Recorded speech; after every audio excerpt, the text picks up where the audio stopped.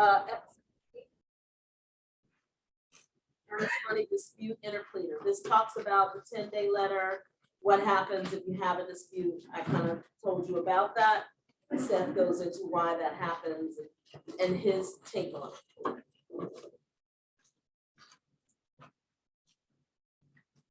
Seller's right when the buyer loses their financing. We just finished talking about that. That's episode 5.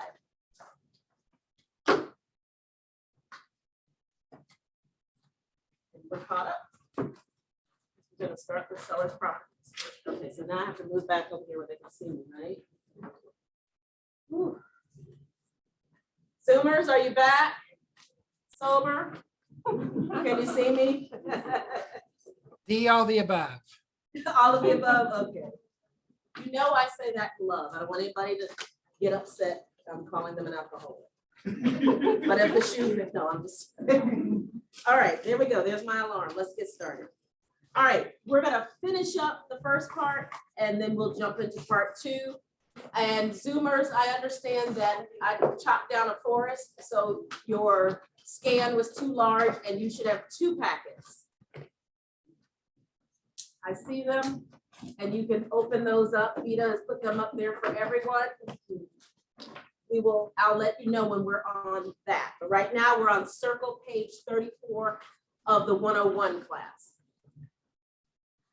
The property disclosure, when you are the listing agent and you go to a listing appointment, I would take this form with you. Remember when I said at the top of the class, take all the forms you need so you can upload them onto the MLS for the co-op agent to be able to download. And they don't have to chase you down. You could be out shopping, you could be out showing, and you don't have to stop what you're doing and say, okay, I'll get that to you. And meanwhile, this person's trying to hurry and get an offer to you, but they've got to, especially if you're a solo agent, and wait on you. You have virtual assistants. Use the tools to create your virtual assistant. MLS would be that, by loading that, and then all you have to do is say, even in my private remarks, I say to the agent, for your convenience, all documents you need have been uploaded. And so when I went to show my listing yesterday, that agent said to me, thank you, I was able to pull the HOA 2022 budget. I have a question. I was so happy that that person looked at that because before he was able to discuss that with his buyer before meeting me to show the property. You see how those kind of things go? And you know, already we're building a nice rapport for a nice co-op, all right? Co-op is a derivative of the word what? Cooperation. And we need a lot more of it in this industry, okay? And it starts with us. All right, so seller's property disclosure. You should never fill this out.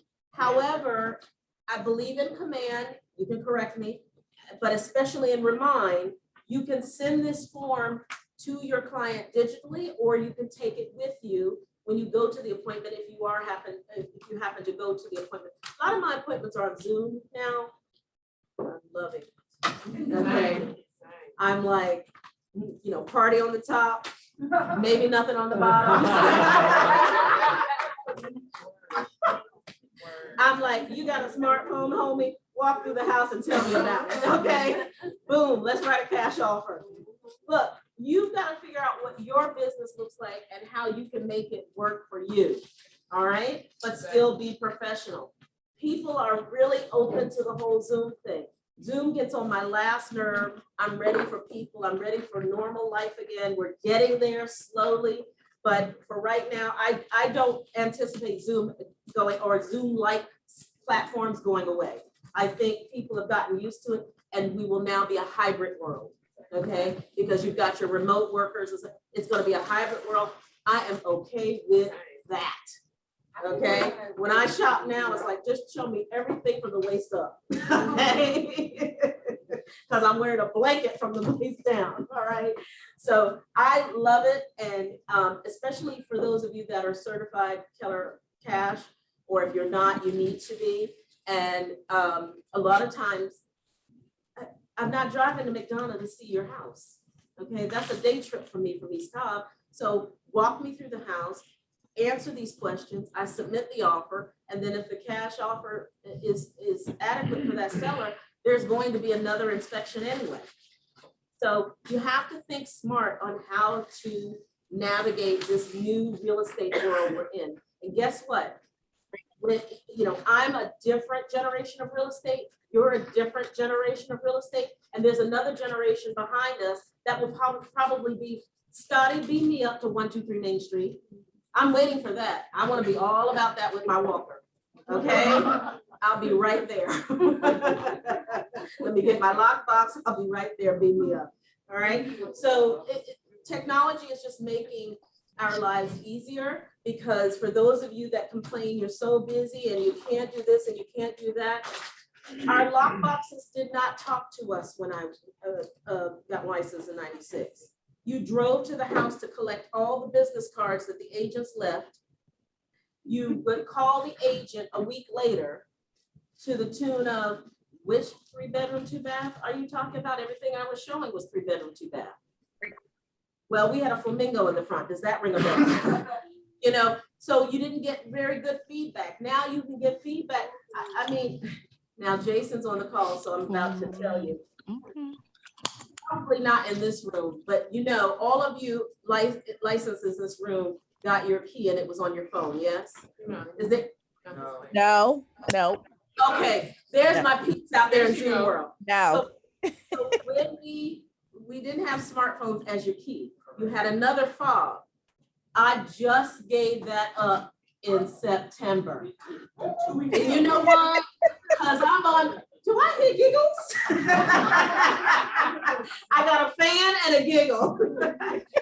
Tell you why. I have an explanation. What had happened was I am on this phone talking to you all the time, and my phone is always dead. Yes, I can charge it, but it's so much easier to just grab my fob. Now, I want you to know, this is gonna make you laugh while you're finishing up your lunch.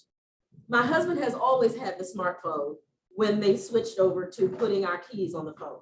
And he said, you want me to take your, I'm like, no, they are gonna have to pry this out of my hand. Do you know why they had to pry it out of my hand? This is embarrassing. It was on 3G. When she told me that, I said, can I just keep it? Can I pay a little extra to keep it? She said, they are no longer going to support it. Anything that's 3G, Crackberry, 3G. Your key fob, 3G. I missed my key fob. So the first couple of times my husband was with me, we're showing a listing. This doesn't work. This doesn't work. I'm pointing it. It's not working. He walks over because he's an analytic, so he doesn't get it. He's this way all the time. I'm the lampshade. He goes in and he pushes the thing up. Now, he reads instructions. I glance. Okay? There's no bullet point, so there's going to be a glance. But when I glanced, I didn't see push up the thing to activate, and then so yesterday I was there early enough because I'm still so nervous about this key. So I want to get there early so I don't embarrass myself. I get there, I can't get the key out the thing. And it's telling me location error. And I'm like, I pushed it. Why isn't it working? I didn't know you got to put location on, Bluetooth on, all this stuff. Those are way too many steps. My 3G, get it out the little case, walk up, put the code in, I'm in.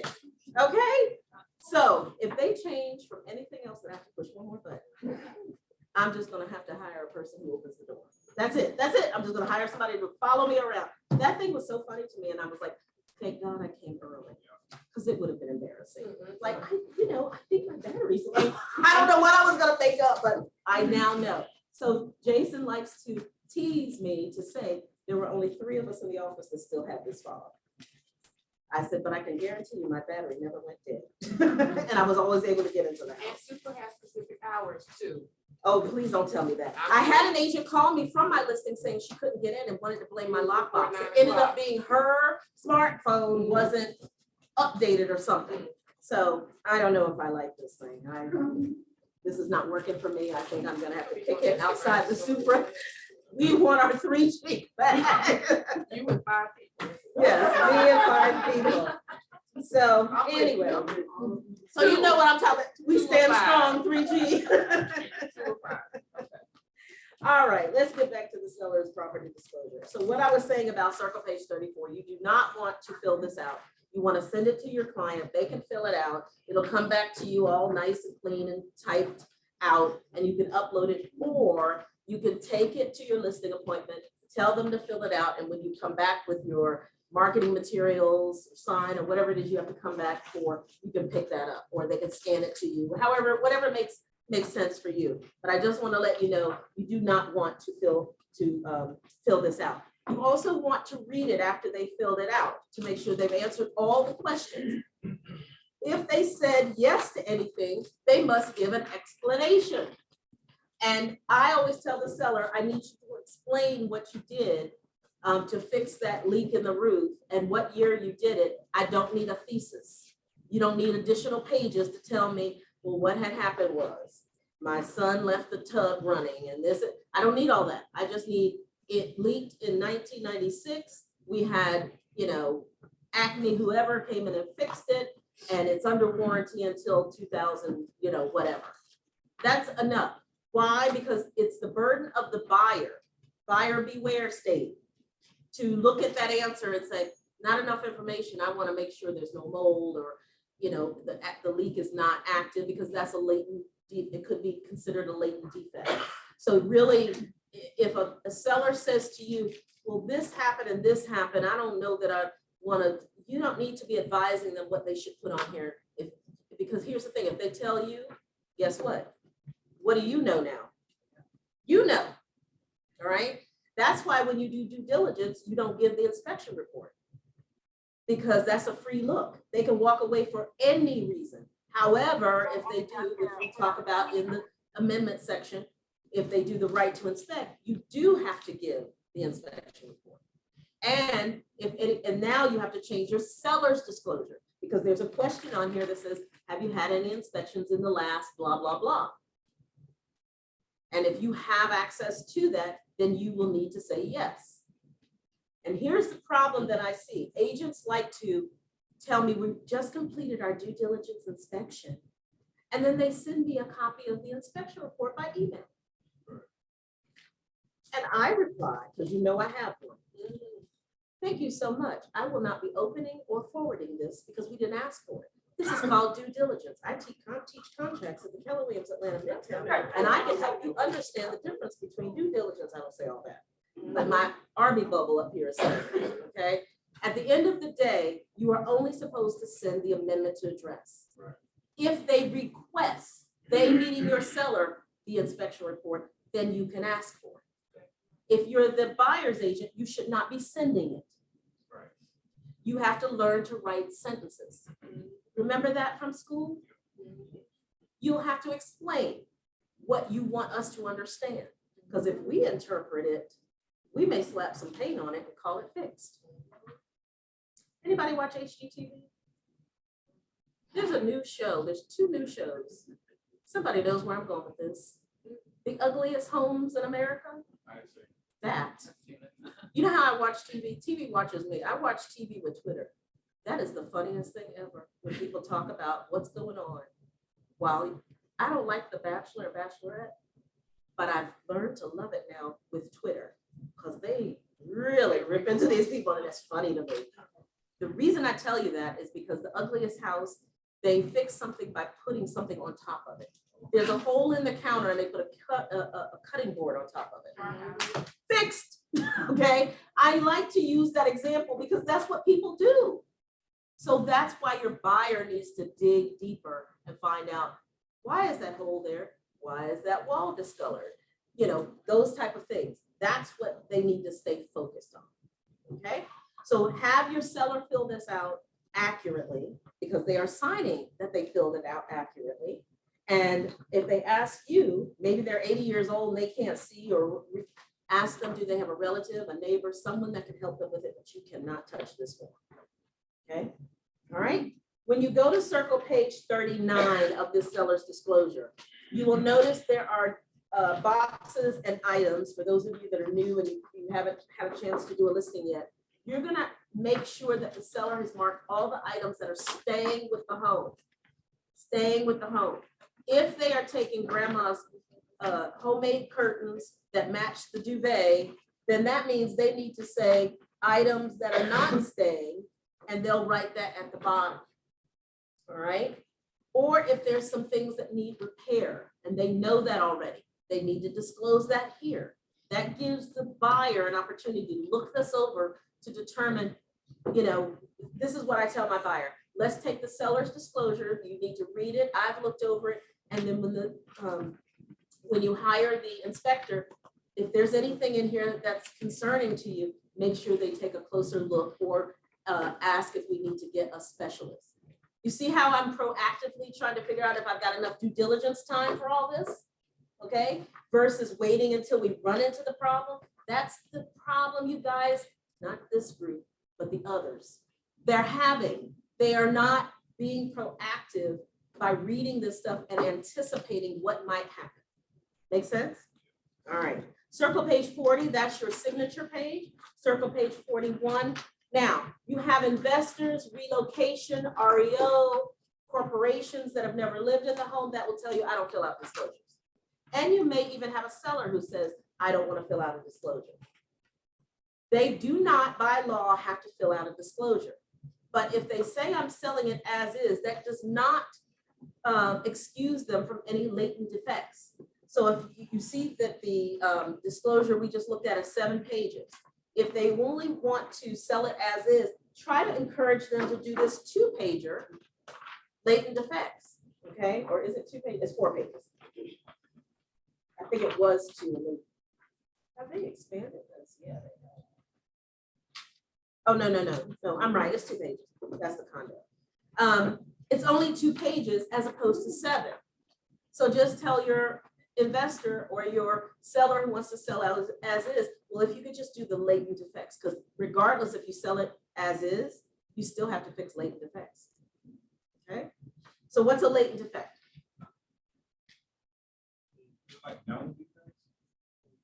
A defect that the buyer can't see, but the seller is. Say it loud and proud. It's a defect that the buyer or the consumer cannot see and know on their own, but the seller has knowledge of. There you go. So Zoomers, the description is something that the buyer can't see, maybe with their naked eye, or it's hidden behind a wall, but the seller is aware of it. So give me an example of what that would look like. Black mold, plumbing issue, roof leak, Basement flooding. basement flooding, Open well underneath the house. open well. Those are things that maybe the seller knows but doesn't want to say anything about, or maybe you saw it and they might ask you something about it. You have to disclose, you know it, okay? Or they could come back and say, now, always remember when I talk about being sued, you still have to prove it. You still have to prove it, okay? And if you can't prove it, then there probably won't be a problem. Maybe there'll be a slap on the hand, which means you might have to take a class or something like that. But if it's blatant, because you've signed something or provided some information, as customer service oriented people, you love to help. Let me get that vendor for you. Let me go and do this for you. Let me find that attorney for you. Well, let me tell you something. That friendly client customer you had will throw you under the bus faster than your head can spin, okay? So you need to, I have some things in here that will protect you where you put it in writing. I know they don't teach writing anymore. They just teach you to scan your eyeball and put a thumbprint on things. But, and I'm still trying to figure that out. How do you sign a check? I don't understand. If you don't know how to sign your name, I don't get it. Are we going back to just doing an X? I'm like, I don't get it. All right, so seller property disclosure statement, circle page 43 for condo. So there's a different form for condo, a different form for single family, a different form for lots, a different form for land. So whichever one, when you go in your index, whichever listing appointment you're going on, that's the disclosure you take. But I've only put in this packet the one that you'll use the most. Everybody clear as mud on that. All right, circle page 44, 45, those are just all the questions asking yes or no. I just put that in there so you can see it. Circle page 49, the condo association disclosure has a new look. Everything has been moved to the first page, just like the purchase and sale agreement, the most important things. And in the section where it says key terms and condition, it now has association which buyer may or may not become a member, the contact information for the association and for the master association, if you happen to be listing a property that has a master association. So an example of a master association, does anybody know what that would look like? What kind of property would that look like?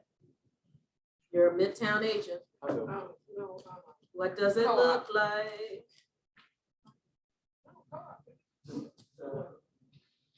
Party on the top, business on the bottom.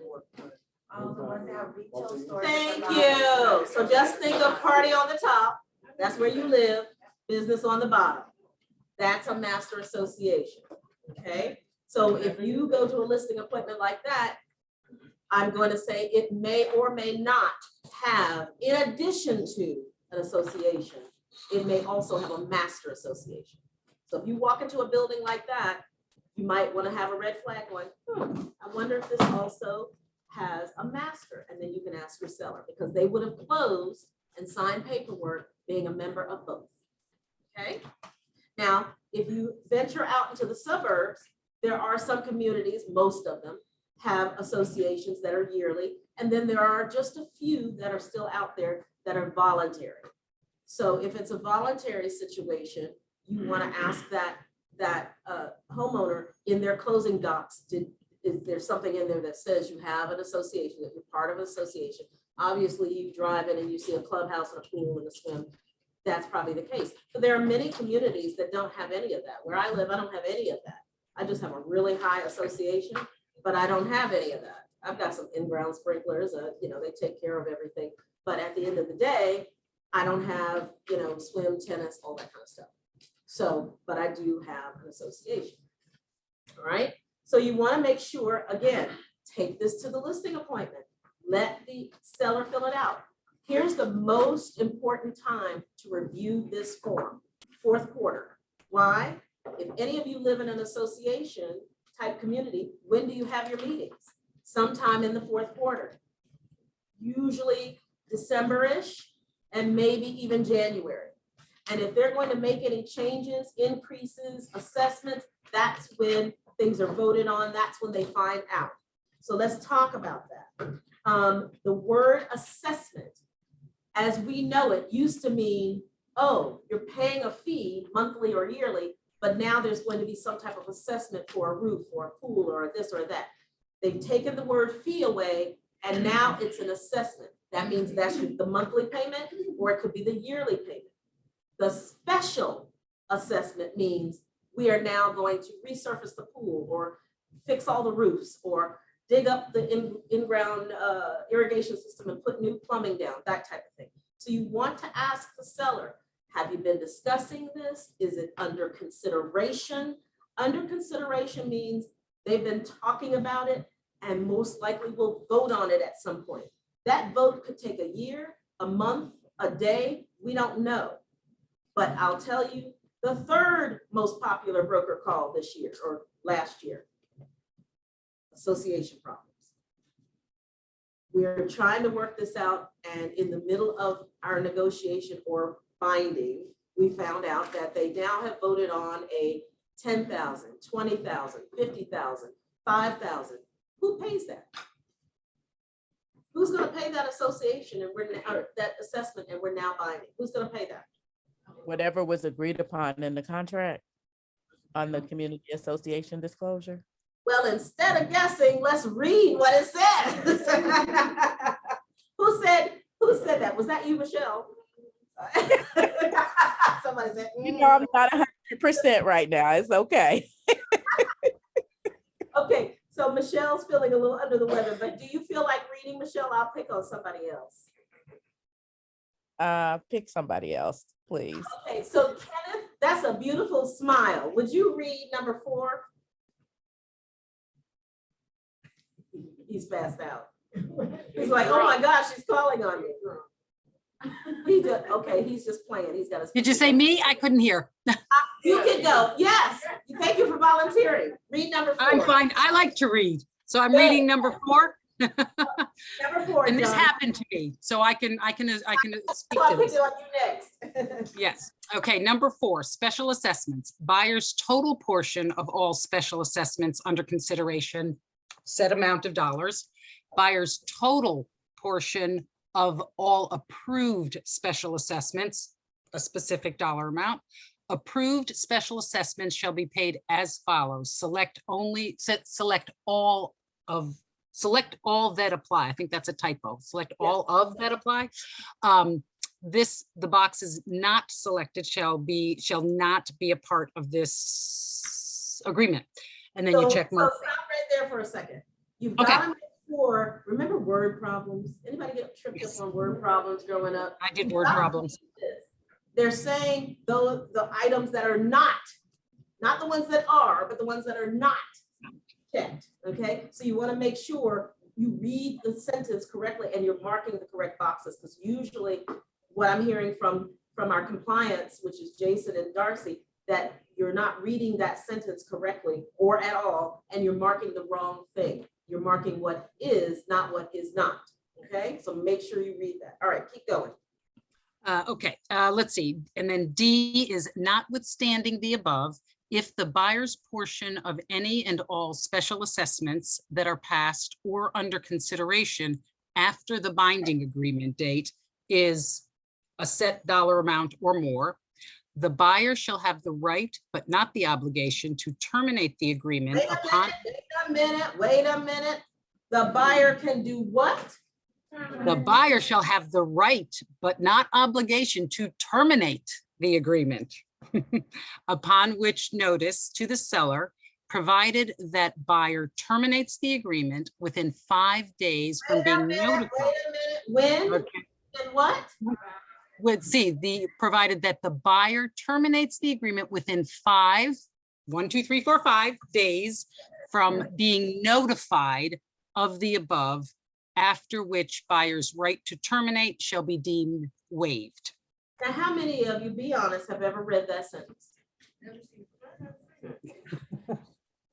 I know. I- I got the call. Now, this happened to me personally also this year. My Mhm. listing, buyer, we told them under consideration, we still didn't know what it was going to be. When we found out it might be this, it might be that, that person had the right. And unfortunately, not only was the buyer a buyer, the buyer was an agent. And didn't read this. Not only did they not use their 5 days, because I wasn't going to tell them, who do I represent? Okay, and not only did they not do this, they did nothing. And what did the sentence say when you do nothing? You've waived your right to do anything. We're moving on. You've accepted the $500,000 assessment that you're going to have to pay now. Okay, so this is why your buyer needs to read it, your seller needs to read it, and most important, you need to read it. Okay, thank you so much. All right, number 6, transfer initiation and administrative fees. Now the problem with associations, they don't like to talk to us because we're not the homeowner. So I will still try to call them, because sometimes you might get that really nice customer service person that'll go ahead and give you the information. But if not, then you really have to push your seller to get it for you. I would even tell the seller, look, send them this form so they can tell you what needs to go in that blank, or send an email of, I need to know this, this, and this. You write the email and have your seller forward it to whoever they need to talk to. That way you get the right information, okay? All right, assessment, and number 1, what is the email? A paper trail of this is what you got. I sold over in Buckhead Grand one time where my seller did exactly what I told her to do, and we still got the closing and found out it was $200 more than what they gave us in writing. So my seller ended up paying that $200, because if your seller doesn't put the right numbers on here, the difference goes back to the seller. That became a rule on this form 2 years ago, maybe 3. And that wasn't always the case. We were sitting at the table when that happened before this was revised, going, well, who's going to pay that? And who do you think ended up paying? The agents. Because you're sitting at the table, buyer doesn't want to pay it. They're saying, that's your seller's like, well, I was told this. And then that could go on forever. And so the agent was like, okay, we're talking $200, just move it off of mine and let's keep this moving. All right. I leave the room.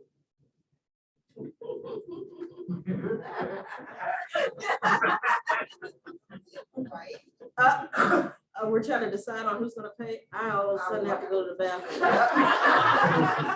I'll be back. Did y'all finish? Did you figure out who's gonna do it? The attorney will say, yeah, they figured it all out. Oh, okay. I got tricks, okay? All right, so circle page 50, learn to go to the bathroom sometimes, okay? He who stays in the room pays. Circle page 50 just basically tells you what's staying with, or not what's staying, what's part of the association. Be very careful about water. Sometimes water is included in HOA. Sometimes the units are individually metered. So ask that seller, are you paying your own water bill or your own trash bill? Because in certain counties, they pick up your trash and it's in your sewer water bill. Or no, the association bills us, or no, it's covered in the association monthly. So make sure you're clear on that, because that's important for the buyer to know.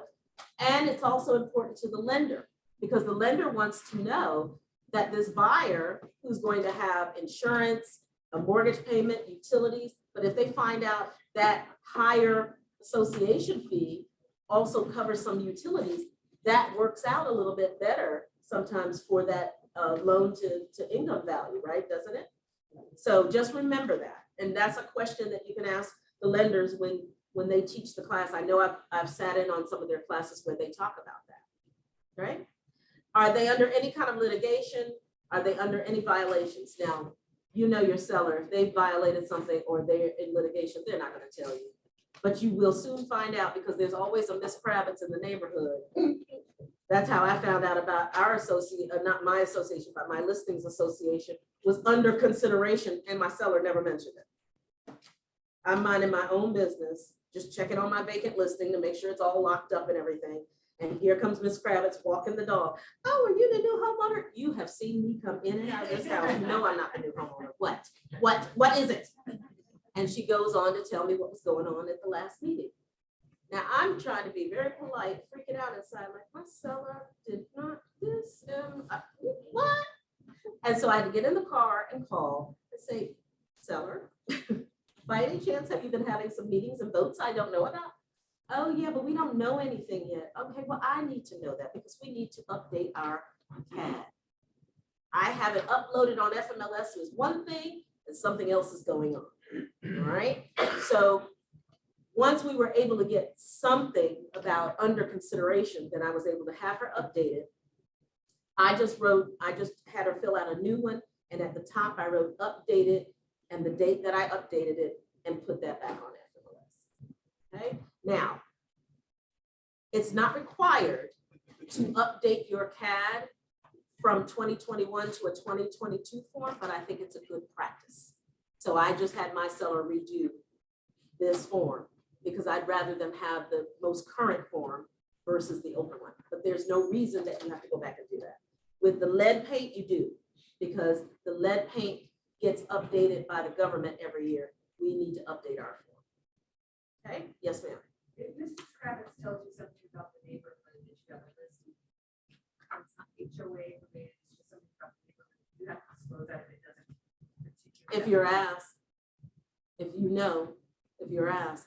And here's what I would suggest when people want to volunteer, because that happens a lot. I get the call and the agent will tell me, well, the neighbor told us this and the neighbor told us that. First of all, that's just hearsay. And when you watch Seth's video, he's going to tell you it's hearsay.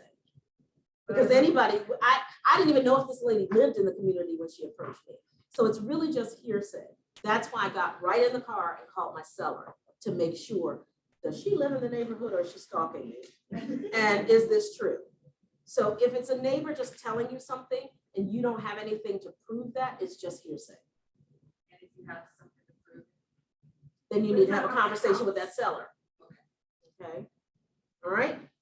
Any questions about that? The CAD was between E&O Insurance and CAD this year was, I know more about everybody's association than I care to know. I'm gonna tell you, these homes are getting older. Things need to be repaired. It's a lot, people. So, and especially in Midtown, we have older communities in Midtown. You know, we have them in the suburbs as well, but in the market that we're in, we're gonna see more association type language than the suburbs. Okay, so be on your top of your game. If you don't read anything, read this one very carefully. Purchase and sale agreement and this one. Okay, yes, ma'am. I have two questions Sure. about this. I'm not sure that I'm crystal clear on the assessments in consideration. We Mhm. don't know them for sure. First of all, where are you detailing that somewhere? Like, So in other words, I'll use the example. The community I have, they were talking about painting the exteriors, fixing rotten woods, things of that nature. They've been discussing it. That's just a discussion.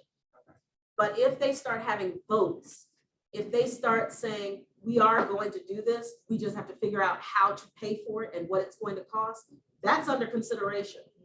When they have an approved vote, but they still don't know when and how much, that is a definite under consideration. And you can say, in a special stip or something, we don't know the price yet. In my situation, I uploaded the bylaws. By the way, if your seller has the bylaws, upload those, okay? And when I went to the bylaws, I read them, yes, because I read, and there was a section that talked about special assessment. And somewhere along the line, when they became a community 20, 30 years ago, they put it would only go up by $200. And if it was more than $200, then that would be an additional special assessment. So I already knew whatever it was going to be was going to be at least $200, okay? And it goes into effect this month. It was 300, and now it's going to be, it's not quite 500, it's just slightly under 500. But that's because they took out a loan on top of what they had in reserve, so they would deplete their reserves. So talking about it, any of you that live in an association and you actually go to the meetings, don't you talk about something for a while before it's really, we're at a point now when we need to make some decisions. We have to have a quorum so we can vote. And sometimes you're doing the quorum to vote to say, we now give you permission to start getting quotes. We now give you permission to start getting a loan, or whatever the case may be, if that's the way the bylaws are written. Sometimes the bylaws don't require the homeowners to vote on the board going after a loan to do this work, okay? So I can't answer that 100% because it depends on what the bylaws say, but when your seller has a copy of them, and they should, and if they didn't get one when they closed, then they can call the association or the property management group to have it sent to them. They may have to pay $50 or $75 or something like that. And say, we need to get to the bottom of it, because if you've heard or you've been to a meeting, we need to be able to communicate that to a buyer. So let me flip the script. Buyer agents, wouldn't it be nice to know that this is under consideration? Because the buyer might be at the top of their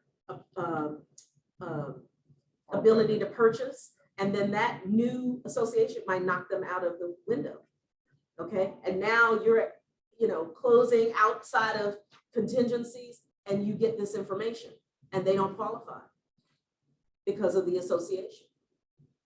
So that's going to be sticky, because when did you notify them of that?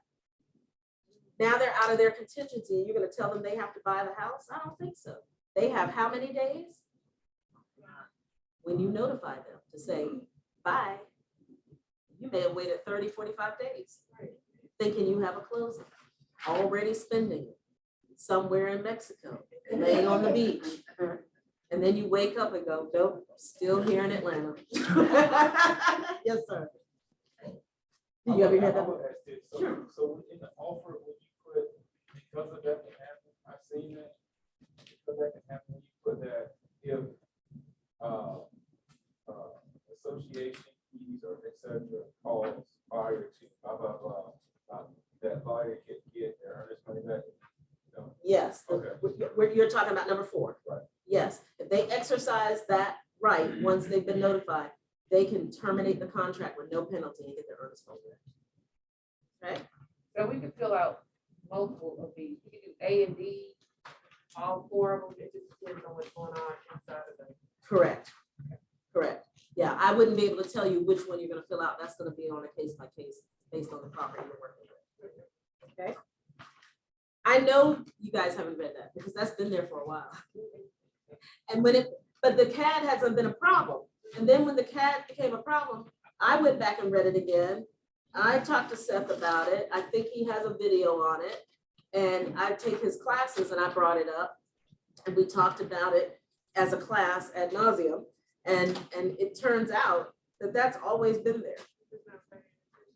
Nobody recognized that was there. The 5 days, nobody ever talked about it in a contract class until now.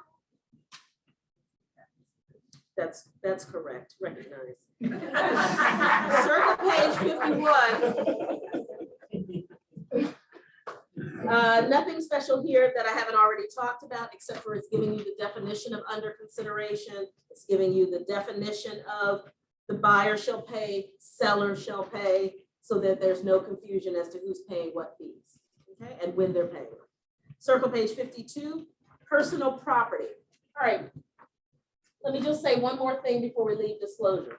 We are a disclosure state, disclose, disclose, disclose. And did I mention disclose? All right, you got it. All right, we just talked about the community association. Oh, I want to tell you one thing. If you don't know if the community has an association, say you're getting ready for a listing appointment, and how are you going to find out it has an association?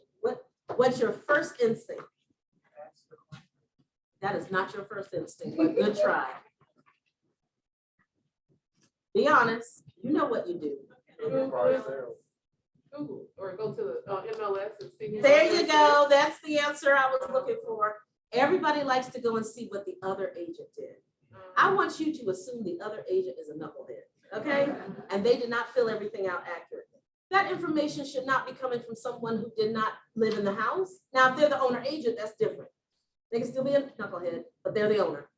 You need to ask, are you under an association or a homeowners association or any kind of association that you have to pay beyond your mortgage, okay? And so when they say, oh yeah, I never go to those meetings, but I do get a statement every month or every year that I pay, or quarterly or whatever the case may be. Great, do you have a copy of that so I can take a look at it?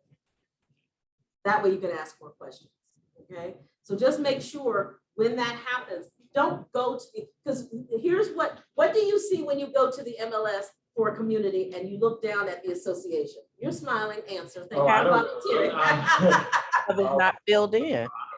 You don't know the answer, that's okay. I love your honesty, thank you. Half of it's not filled in. Half the time it's not filled in, that's correct.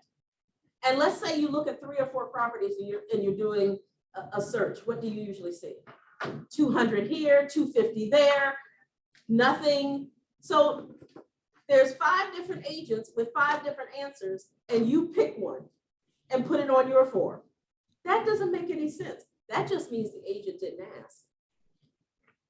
Because technically it should be the same for everyone if it's a single family. It could be different with a high rise or a condo, a community, because sometimes if you have a bigger unit, they do it by floors, or they might do it by square footage. So you want to ask that question to say, wait a minute, why does this community show 250 here, 350 there? The building that's like that I just had, that I closed last year, is over at Atlantic Station. What's that, Element? That's like that. Each one of those units may have a different association based on their square footage, whether they face the park or they face, you know, the fire hydrant. You know, that's why you have to ask that question. You can't assume that the last person who sold in there, that's the one I'm going to go with because they put 200, so it must be 200. No, that's not how it works. So stop copying what's in FMLS and ask the person who lives there. Okay? I don't think. Deborah, I've recently asked my clients, are you delinquent on your association dues? Because some people are, when they pull it from, when the attorney pulls it, they find out that there are delinquencies, and then your seller has checked that they are current on their HOA dues. Now, let me tell you why some sellers might do that. They think you don't check anything. They don't tell you, they don't think anybody's gonna check that. Sometimes they are a first-time home buyer, and now they're a first-time home seller. So they think, I don't like that association, they get on my nerves, they told me I couldn't play my music loud, I'm not paying them anything, I'm selling my house and I'm out of here. No, that travels with the house, and whoever was their agent didn't tell them that. But the attorney told them that at the closing table, but who's listening at the closing table? I'm not in the room, so I don't know if they heard it or not, okay? So at the end of the day, you wanna make sure they understand. Now, I wanna ask you, are you delinquent in any of your fees? Because if you are, they're going to be collecting that at closing. And that could be the difference in them making money or being upside down after those fees are taken. Because they didn't read the bylaws. And bylaws could foreclose on them. The bylaws could say, you know what, you have violated the noise ordinance in here and we've been charging you $75 for 30 years. It happens, I've seen it. And then guess what? The association, they have the attorneys to sue themselves and get that money. So if that's the case, and that person finds out, oh my gosh, I've been accumulating these fees over a year or 2 years or whatever it is, let me see if I can talk sweetly to the HOA and get that reduced, which they would then have to have a board meeting to do that. And if they're only having board meetings once a month, now here goes your closing all messed up. You see how you have to be a consultant. You see how you have to, some of these people, some of you are looking at me like, I thought I was just gonna show pretty houses. You did not tell me I had to pay.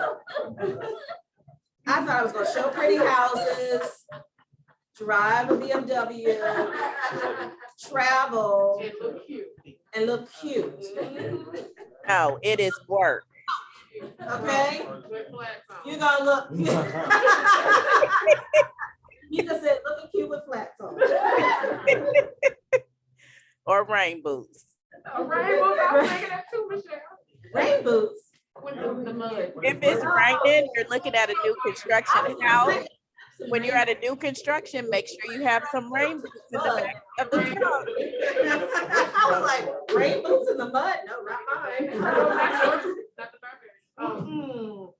You guys are funny. All right. Wait, is there a website? You told me at one time for checking if there's HOA. Oh, did I? I went too fast. Let me go back.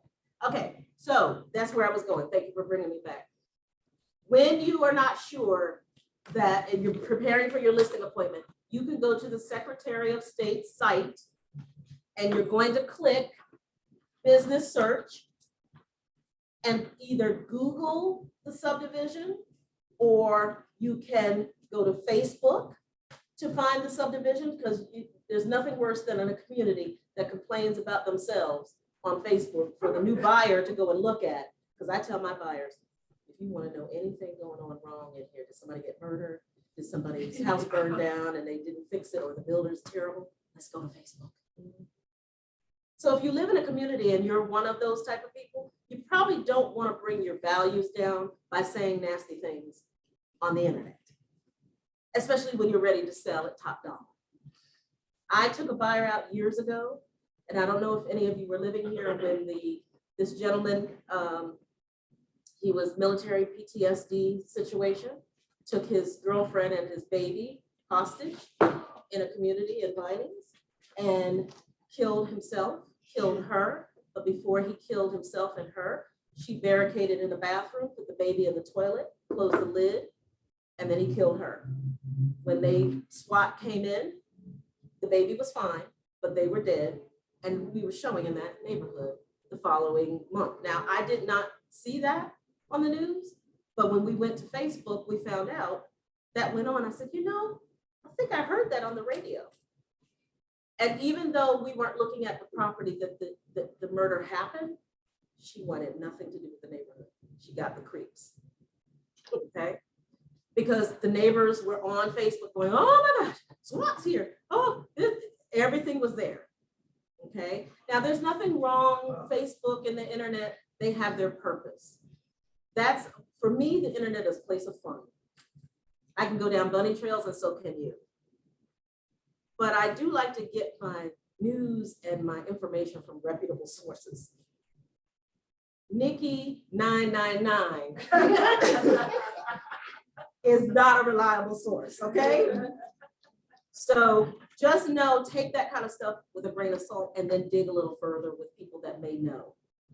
So you could have taken Nikki on Facebook and went to the police department or called the police buyer, called the police department and say, you know, which unit was it, you know, which house was it, whatever the case may be. Is everything okay now? You know, whatever, if that's a problem for your buyer. Okay? Deborah, I had a question about that instance that it's my understanding, and correct me if I'm wrong, that in Georgia, you are not required to disclose that a murder has taken place in a home to the buyer or potential buyer, unless the question is asked. Is that, because in Connecticut, where I come from, that actually happened to my parents. They were required to disclose it in Connecticut that a murder had taken place. Asked, then you would, if I were to show that house again and someone says, isn't this the neighborhood where? I probably have to say something because I know. But if I'm not asked, no, we do not. Yes. So the Okay, thank you. disclose about the neighborhood, but you have to disclose about the house. Unless you're asked specifically. Yeah. All right, good question. You had a question? Same thing? Okay, good. Yes, sir. So just a murder, not I see somebody you. necessarily dies. Say that again. I had somebody die in one of my properties, but it was, I guess, natural causes, something per se, whatever. I don't know. Unless asked. And guess what, guys? COVID's going around. So if they specifically say You know that somebody that's died, happening. yeah. Mhm. Hi, Deborah. It's Sharita. Hi, Sharita. Hi. Good. How you doing? Good. I had a rental. You know, I list a lot of rentals, and we had a tenant that passed away in that rental of COVID. So I did disclose that to everyone just to be, you know, fair. I know it's not Georgia law, but I would want to know if that was me. So we did Glad you said disclose that. that. Glad you said that. What we're talking about is what's required. Okay. But no, I'm commending you. We're talking about what's required, but you're also running a business and you can make that decision based on the seller letting you know that it's okay to do that. If the seller says, I don't really want to tell anyone that my XYZ passed away in here, then you can't do it. But at the end of the day, if someone asks you the question specifically, you know, I knew so-and-so that lived in here, I think they passed away in here, did they? Then you would probably have to answer. Okay. And so by putting it out there, guess what? You eliminate some buyers, but so what? The ones that are okay with it, that's who you want the contract for. You only need one contract, right? You do realize that. You only need one, right? You need one that's ready, willing, and the most important, able. Okay, because there's a whole lot of wannabes out there, but they have no money. And butt doesn't hit leather. Okay, I have one question. sure. So if you're the buyer's agent and you find out something happened in the neighborhood, technically I was in that situation and I did disclose it, but are you obligated to? No. You just did the right, I mean, at the end of the day, we're still human beings. I forgot about you. Yes, sir. So, what happened a long time ago? A long time ago, like, give me a better example. Like, if you saw your older home, maybe something happened in the 80s. I don't know that I know the answer to that, but in today's, everybody wants to be on TikTok and Facebook and things like that. You probably can Google, because if you Google anything that happened on the news, can't you just Google, you know, maybe even Google the address and see if anything comes up, like a news report or an obituary or something like that. Yeah, I deal with probate, so I get a list of the counties that I work. So I pretty much know. That doesn't necessarily mean the person died in the house. It just means they passed away. It doesn't mean they died in the house. And then, of course, you can always ask the person who's selling the home. If you're asked, I ask you, hey, I think I remember this, is this the house that, so whatever. You have to go find out. No, because we're a buyer beware state. The buyer, it's the buyer's due diligence to find out did someone die in here, not yours to tell. Okay.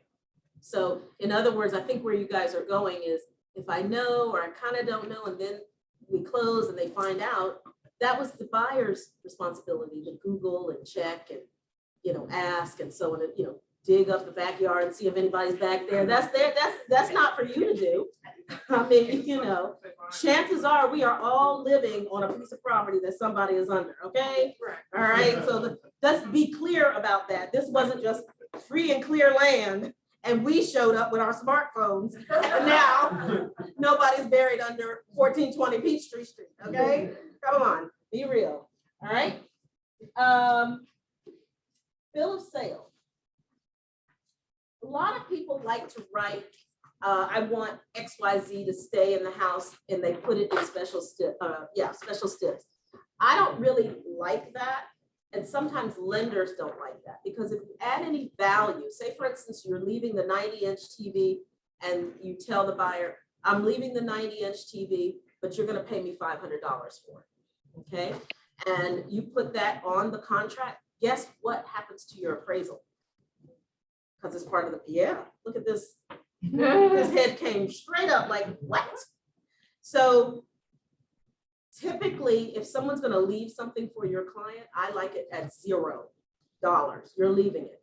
I need you to leave the dog, the husband, for you single ladies, and you need a husband to go get the furniture. Just say, I need him to stay too, okay? Or not. But at the end of the day, you wanna make sure that you put it on the bill of sale. And the reason I do that, this is another way of saying, this is what happens when you do stuff like that. The lender, who is not a licensed realtor, will tell you, take that off the contract. That's also known as, thank you, who said that? Thank you. It's mortgage fraud. Anything you don't give to the attorney and the lender, you're committing fraud. You will have agents that will do an ATAC, Amendment to Address Concerns, and never send it to the lender. You know what's wrong with that? When the lender finds out that there was some let's use FHA loan, and there was some rotten wood around the door frames and windows, and the appraiser comes out and they notate that on the appraisal, guess what happens to that loan? Spur. Until those are fixed, we will not, it'll be conditional. We will not fund this loan. So you not giving that information to them up front so it can be fixed or whatever, because what's going to happen, the appraiser's going to go, they're probably going to say the same thing, and then they're going to want to send that appraiser back out again to make sure those things are done before you can close. That's called a condition. All right. And too many agents are saying, we don't need to send this form. That's called fraud. And I already said, you're beautiful, but you don't look good in orange. And I definitely can't wear heels with a jumpsuit. Although I do have orange heels, though. I do have orange heels. So I would look fabulous, but I don't want to. All right. Yes, sir. I'm going to come back to you. So in my last closing, the seller left a huge, like 90-inch TV, but it was never part of the contract. They just said, okay, it's never going to be. Was I supposed to write a bill of sale for that? Did your buyer want it or no? I was the seller. You were the My seller? client was the seller, so they left their TV. Okay, so in today's contract, under the seller's property disclosure, if a seller leaves junk, okay, or anything, because the house is supposed to be free and clear. And if you leave anything, the buyer could then charge the seller to have it removed if they didn't want it. Okay, so the other thing, we've already been taught is that the unit should look the same way it did when you walked through. So the TV was there when you walked through. So, but nothing else was left in the house. But what did the seller's property disclosure say? Because there's a box on here that says TV. You're gonna yell at me because I didn't do it. So. Oh, I don't yell. I don't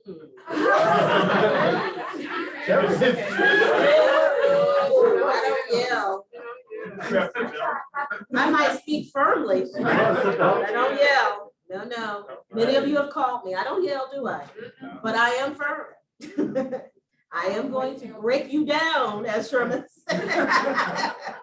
Because you will never forget it once I do that. But I do it with love, I promise. Yeah. Because I know you'll go running out of here. She is. And I am, but I'll accept that too. That's okay, because it's none of my business what you say about that. But yes, if you had marked it on the seller's disclosure that it was staying, no foul. the buyer would have been able to say, you know what, no, I don't want that TV, I want you to get it out of here, even if you're saying it's staying. However, if neither party said anything about it, it was mute, the seller's disclosure, that last paragraph right before you check all the boxes, says that the buyer has the right to charge you to move that. So if it costs them $1,000 to move it, they could charge you. Now you're probably saying, wait a minute, he moved to California, I'm still in Georgia, how do I charge him? At the closing table. This is why you, as the consultant, need to be at the walkthrough, need to read the seller's disclosure. When you go through the house and you go, what is this TV doing here? It's not on here. They need to get that out of here. How many of you have done a cash deal with a Zillow or Keller Offers? Or what do they charge? Don't they charge you if you don't have everything out of that house? Everything. So they're doing what we were supposed to do years ago. Okay. But everybody said, oh, okay, well, now I got to call, 1-800 good looking hunks to come get this TV because I don't want it. So that's how, so I guarantee you'll be reading the seller's disclosure now, won't you? Yes, ma'am. You just learned that today. I'm so happy. I love it when I see new shiny faces getting it. I also like to see the sad ones that have been around for a while. What the what? I've been doing this for 15 years and she now tells me this today that I could have been wearing a jumpsuit. Yes, sir. Number one, you don't want a TV out there. Let's make a deal. You're gonna be a good realtor. He jumped right on that. Let's see, I walk through, when I sell houses, first of all, you know how people ask if you have to take stuff down? Deborah has to lock up the shoes, okay? Because the wives will come in there and spend way too much time in my closet. I'm like, you were only supposed to be here for an hour looking. What are you doing? Oh, you could leave this and how about you just write an offer, full price? And I'll leave everything, okay? Start over, and I have done that before. But my question was, you said, listen to items on here, it does something to the value of the pricing? Yeah, if you, not on this, well, it could, if you, like you notice the example, I put 0. But if you put a 90-inch TV on here and put $1,000, this is part of the contract. The underwriter, I keep saying lender, the loan officer, all the loan officer does is collect the information and compile the package to make your buyer look good to the underwriter. The underwriter, the person who's behind the curtain that you will never talk to, that's the person making a decision, not that your person is nice and God-fearing. No, they're a piece of black and white paper and everything better check. So if they see $1,000 on here, they're going, wait a minute, that's part of the value of the house. Okay, so what if the house doesn't appraise by $1,000 and you got $1,000 on here? You see where I'm going with that? That's why if somebody's going to leave something, it needs to be 0. Now, let's say he sells the TV to you for $1,000. What did we learn in pre-license how that should be handled? We stay out of. In the streets. Right. You do that out there in the parking lot after we're done and I have my check and I sped off. Okay? Deborah, that's when you go to the restroom. That's when I go to the restroom and say bye, everybody, and get my car and speed off. I do not care what they do after exchanging money and all. That's none of my business. I don't need to witness that. Okay. So when I say that, I'm not saying anything wrong, that I'm committing any crime. I want you to know that because my license is precious to me. But if they want something and there's a dollar amount, come over tomorrow and we'll settle it. Okay. But to use this bill, the reason you want to use the bill is you want something documenting that you said you're going to leave it. And that's what this is. Okay. And so a good use of this, you notice I put some examples of things I write on my bill of sale. All window treatments and blinds to remain. Now you might think that's on the seller's disclosure, but what if the children's room has something handmade by, GMA, and they want to take it with them for in the next home. I put the 98. I didn't realize I put 90 inch on there, but that was on my mind. Television in the basement, garage door motor and remotes. You're going, really? Well, I drive up to the home and show it to my buyer. There are 2 bays, 2 motors. What do I assume I'm also going to get from my buyer? 2 remotes. But guess what? I wasn't always this smart. And the first time, you only get burned once. The first, I didn't ask him, I didn't put that. I didn't put anything about the remotes. And then I found out when we did our walkthrough that the wife said, oh, you put on here remotes, but I did put the quantity. She goes, my son has one and he's in Wisconsin or somewhere. We just have one. I said, I went back to the listing agent. I said, looks like somebody's going to Home Depot because there's 2 bays, 2 motors. We need to have 2 remotes. I got lucky where they brought the remote. They bought another remote and brought it to closing. Okay. But there are instances where in your career, you're going to reach in your pocket and pay for something because you missed it. Now, do you have to? No, there's no law saying you have to. But what are you going to do as a professional and to save face, to whatever you want to call it, so that you can keep this transaction moving forward? You're going to pay for it. Okay. We have all done it, me included. I don't do a lot of it. I see a lot of you doing a whole lot of paying for a whole lot of things. You need to ask for a guest room. Okay, that's crazy. You know, a couple $100 here or there, that's fine. When you start getting to the thousands, I need an Airbnb at your house. Okay, that's ridiculous. All right, but it does happen. Yes, ma'am. Do you have your hand up? No, stretch it. Okay. Instructions to the closing attorney, my favorite form. I have a cute video for that one. Yeah, what can I do for you? Show me the money, all right? So show me the money is the instructions to the closing attorney. Remember what I said? When you make an offer, you should be submitting this as well, so you know I have the right commission on here. And if the listing agent says, oh yeah, you're getting 3, but I'm only taking 2, they can mark through your 6 and put a 2 and initial it and sign it. If you're paying any kind of referral fee, you can put that on here. If you decided to participate by paying for a warranty or something like that, you can put in the bottom on the 2nd page under special steps, Keller Williams Atlanta Midtown to receive blah, blah, blah, and the other party to receive whatever, just so it's clear. Okay, because this is what the attorney uses to cut the checks. And then this is also what you would use to fill out your DA so you can get paid at closing, which we will talk about because that was another number 4. How do I get paid? How do you work somewhere and not know how to get paid? That's the first question. Will you accept me and how do I get paid? All right. So that's the instructions to the closing attorney. When you are negotiating back and forth, there's bound to be some changes in the contract. We call that, circle page 55, counteroffer.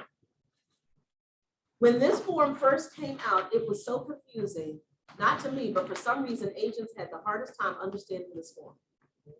When I started in the business, counteroffer form did not exist. We did contracts on the hood of a car with a pen.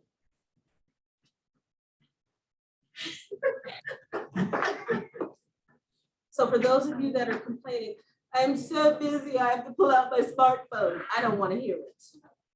Okay. We had to strike, you learned in pre-license, strike, initial, and date. And what happened was the offer was so dirty, you couldn't read who was the last person to do what or whatever. Hence, the counteroffer form was created. Okay. And it's had a couple of revisions where there was a 1, a 2, and a 3. They took out all the numbers and just said, if you counter again, just use another counteroffer form again. All right. And the only thing, hear me clearly, and there is a video somewhere, I'll show you. Maybe I didn't put that in there. Seth has a video on counteroffer forms. The only thing you're putting on here is what you're changing. So if the price changed from 500 to 510, the only thing you're putting on the counteroffer form is 510. If you're changing the closing cost, the price, maybe a special step, that's what goes here. So we don't have to put nothing from the previous counteroffer. No. on the next one. No, tell me your name. Josh. Josh, thank you for volunteering. I would like you to read A, B, and C, please. A, previous counter offers rejected. The party making the counter offer acknowledges that it is doing so. It constitutes a rejection of the original offer as presented in all previous offers. The original offer and all previous counter offers are no longer available for acceptance. No previous counter offers shall be considered a part of any agreement between the parties, and nothing requires the other party to continue the negotiation. So you've got your original offer and everything's good except whatever. That's what you put on the counteroffer form. And then everybody says, I'm good with that now. So look at circle page 57. Notice that it looks just like the back page of your purchase and sale agreement where you now sign it and bind it. You would be binding the counteroffer form. And as Josh just read, you're going to take the counteroffer and marry it with the original offer, and that becomes your entire binding. Okay? That's how you bind it with a counteroffer. If you don't have any counteroffers and you accept the purchase and sale in its entirety without making any changes, then you're going to bind the last page of the purchase and sale agreement. But 9 times out of 10, there's always something. And this is what you're going to use. So you do a counteroffer and you don't agree to this counteroffer. You heard him just say that's no longer in existence. You pull up another counteroffer form and change that. And that keeps going until everybody agrees and you only bind one counteroffer form, not all the others. Now, here's what you will find from lenders. Sometimes the lender will say, especially with FHA and VA loans, I need you to sign, I need everybody to sign the financial contingency. You can do that. You can do that. The other thing you might hear an agent say, you know what, we've gone back and forth so much, can we just do a clean copy with everything? If you do a clean copy, and I say clean, meaning conformed copy, we used to call it dirty copy, clean copy. So the clean copy would be a conformed copy, meaning everything that you counteroffered and you originally offered, you're now going to type a whole new contract that's clean with no counteroffer form, just like you're starting from scratch, but taking all that information and putting it in with the exhibits and everything, and everyone would sign that. But you need to do one more thing. What do you see on the screen? The one more thing. Nope. The special step. And what is that special step called? Conformed copy. And you know what that special step says? It says that if you made a mistake when you were copying everything over, because it could happen, kids run in and ask you a question and you start typing again and you miss something, that special step saves you to say, if I made a mistake, everything that was in that previous counteroffer package still remains. Because if you don't put the special step, what happens? And you left something off. What did you just do? Counter. And then you get to somewhere around inspection or whatever and find out that you made a mistake. And they're going, oh, you know what? I didn't want to clean that anyway. And now we don't have to because we have a counter that we all signed and bound. Would it be a good practice to include the original? You don't have to. It doesn't matter. When you upload it to command, for my purposes and the compliance purposes, you want to upload everything. But for the purposes of the lender, you only have to send the conformed copy. Now, I tend to overdo it and send it all, just so that there's no confusion.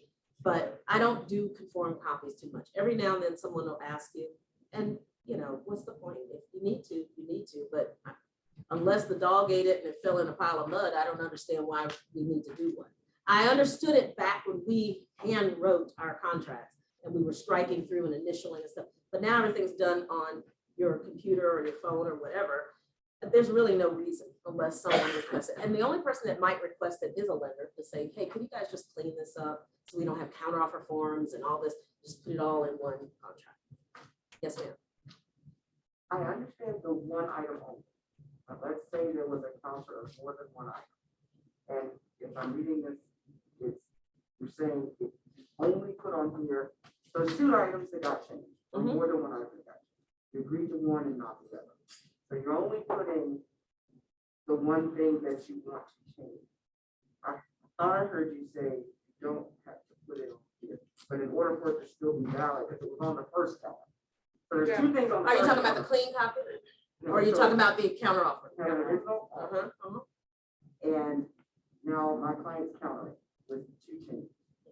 That's gonna go on a counteroffer form. Correct. Seller or other person agrees to one of the two changes. And That then- person's gonna counter and say, I don't agree to 2 items, I only agree to 1. That's another counteroffer. Okay.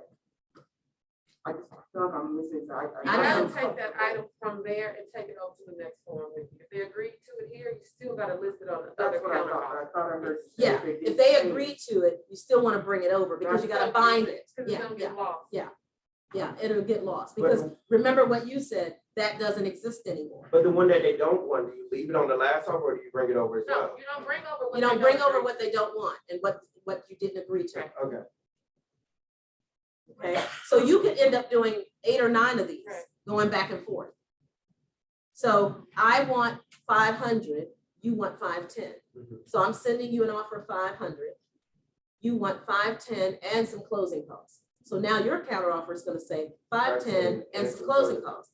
I'm gonna come back and say, 500, and I'll give you the closing costs. And then I'm gonna send that back to you. You're either gonna accept that, or you're gonna say, no, I want both items, and you're gonna send it back over to me again. And that'll keep going until we bind. Does that answer your question? Does that make it clearer for you or no? Counter offer is basically a new offer every single. Yeah, you're just using the one form to communicate it. Regardless of what you change on it, that's a counter. Let's not say change, because that's what I think is confusing everyone. What's agreed, okay? So what's agreed, you just keep moving it over until you bind it. Okay. You could change 2 or 3 of those things. Okay, that's what you're countering. But by the way, we already agreed, we got 5 things. We still aren't in agreement on 3, but we agreed to 2. You're still gonna bring the 2 over, That's but you're what still I- negotiating the 3, I thought, but I thought I heard you say Yes. you only put on there what you changed. what you're changing. When you start. But if there's more than one counteroffer, you're gonna keep bringing everything over so that you bind it. Because that thing that you put on there that's agreed wasn't in the original offer. Yeah, thank you for clearing that up. Does everybody understand? Clear as mud? That's always a muddy situation. Right. It has been for years since they started this form. It was so much easier to process. I know it didn't look good, but it was easier. Yes, ma'am. Got that part, but now, can the counter offer be verbal, because I didn't have. Whoa. Well, but let me just. I'm listening. That's your answer right there, I feel. I don't yell. I'm just firm. I said, yes, we're sending it back, I'm the listing agent, yes, we're sending it back, but we need this changed, and I'm about to send it to you right now. And she goes, oh, that's not a problem, let me just give you a new contract with this information. They just sent me a new contract. And you did what? I gave it to my client, he signed it, and we got scratched. It was open door. They just said, I said, she goes, well, what do you think? And I said, oh, we're thinking that we need less due diligence, blah, blah, blah. Okay, so you notice how I had to get more information out of you? This is how my broker calls them. Yes. Okay? My Has client- the Start first with contract open been door. terminated, withdrawn? An open door. Should the because first contract been withdrawn, Deborah? Say it again. Should the first contract should have been withdrawn, right? So whenever somebody, instead of using a counteroffer form, they just turn around and send you a whole new contract. You've got another contract by law that's flapping in the wind. You need to send over the withdraw that offer and then do a clean. That's what they should have done. Because technically, you've closed on that deal. Yes. You've got a contract that's flapping in the wind. Mhm. But if it hasn't been signed, yes. It hadn't been signed. We literally just pulled it up. Law and law. Contracts in Georgia, 4 years. So not. So you just flap in the wind for 4 years and grandpa says, whew, this market is hot. I had an offer around here somewhere. Deborah sent this to me. Let me go ahead and sign it and send it over to her and tell her, I'm ready to sell now. I never even printed it out. I was literally with my client. Let's start with open door and verbal. Yes. Nothing is verbal in real estate. No crying, no verbal. We all do it, including me. You're taking a risk and a chance with verbal, because while you're verbal, someone else is sending over a nice, clean, complete contract that the seller says, whoa, Nelly, I like that, let's sign it. Then that agent gets to call you to say, I like you, and I told you it was okay, but seller gets to decide. This is where this infighting goes on for no reason. The seller and the buyer get to decide, not us. We're not buying anything. Stop acting like you are. You messed up. Admit it. You know, people don't like to say sorry anymore for some reason, like their tone's gonna fall out of their head. I respect you more when you say, thank you, you're welcome, I'm sorry. It's not a weakness. It's called etiquette. I'm thinking about teaching an etiquette. I have a lot of classes in my head. This is what happens when you're a broker, because you're wondering to yourself, what is actually going on that sidewalk? All right, so verbal means nothing. I know we all do it because we're moving fast, but if you're going to verbal, you need to hang up and start typing, not verbal and then make dinner, get the kids' homework, and then write the contract. Because while you're doing that, I'm writing an offer and I'm taking that house from you. Make sense? All right. And Reminder. Deborah, the notice to withdraw an offer is F-285. It is in the second packet. Yes. Reminder of important dates. This is so important to, you'll notice a lot of forms I wrote best practice in the corner. If you're new in the business or newer and you're all shiny and fresh faced and still smiling, you're gonna do well in the business if you listen to people like Michelle and Nika and people that have been in the business that weren't so shiny until they came to my class, okay? And I don't mean that I know it all, but they've learned some things that they weren't doing well, and now they've upped their game and they're top producers. Because you don't have to, when you know your contract, you will make more money. When you don't understand the contract, anybody's gonna be able to send you anything, tell you anything. Stop saying you're new. When the ink dried on your license, as far as I'm concerned, you're seasoned. You just haven't had a transaction yet. Okay, and you have no business. Guess what business you do have? Reading the contract. So you can be ready when someone says yes to you. Okay, so reminder of important dates. I use this on every single binding. As soon as it goes binding, I fill this out. Hey, co-op agent, our names, here they are. Sometimes I'll even write email. I keep telling the contract committee, could you put email over here too? And then at the next, I put the binding agreement date. I call this the knuckle page. Is this the one I call? Yes. I call this one the knuckle page. How many of you remember in pre-license this? January, February, March. Do they still teach that? Okay. This is the knuckle page. That's what I mean by that. Okay. And what happens is you go to your contract and say, what's our binding date? You put that. You go here and you put the next thing and the next thing. And I send this over to the attorney, the lender, and my co-op agent. You know what the lenders and attorneys say when they get my contract? They almost don't even have to look at it. They look at this and go, oh, binding date, oh, and the lender who's in a hurry to send the appraiser, I'm like, we haven't finished due diligence. You see that? Don't spend my client's money until we finish due diligence, and I let you know that we're ready for the appraisal. Okay? You're in control of this transaction, not everybody else.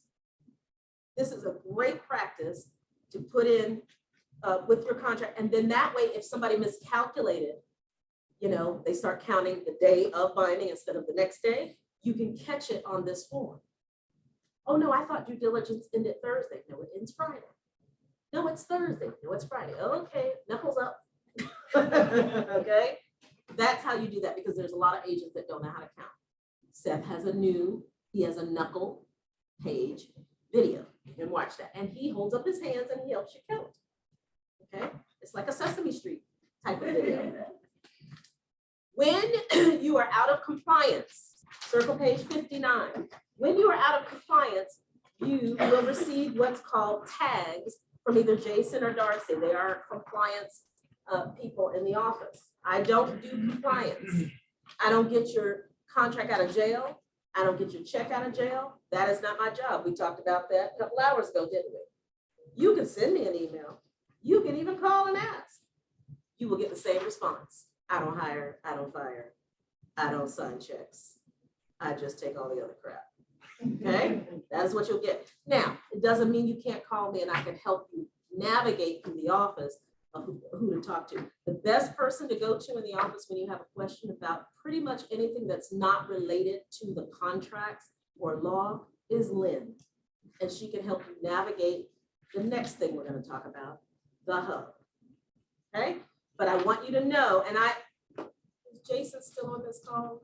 I need Jason to update this form if he's listening for the contract review, because I don't know that I have everything on here. Okay, but these are the most popular that will hold your check in jail. And guess what? You're not getting paid until it's fixed. Why? Compliance. Compliance. Because too many times I'm getting called by a broker or rec and I don't have paperwork. It's not signed. That's not good. It doesn't look good on us. Now, did you notice? And if you haven't, you need to. You had to sign in when you came in. Normally you sign in for CE. That's a given. But you know why I asked the office if I was going to be the broker, I wanted you to sign in? Because this is how a GREC call goes. Vivian, I'm on first name basis with her.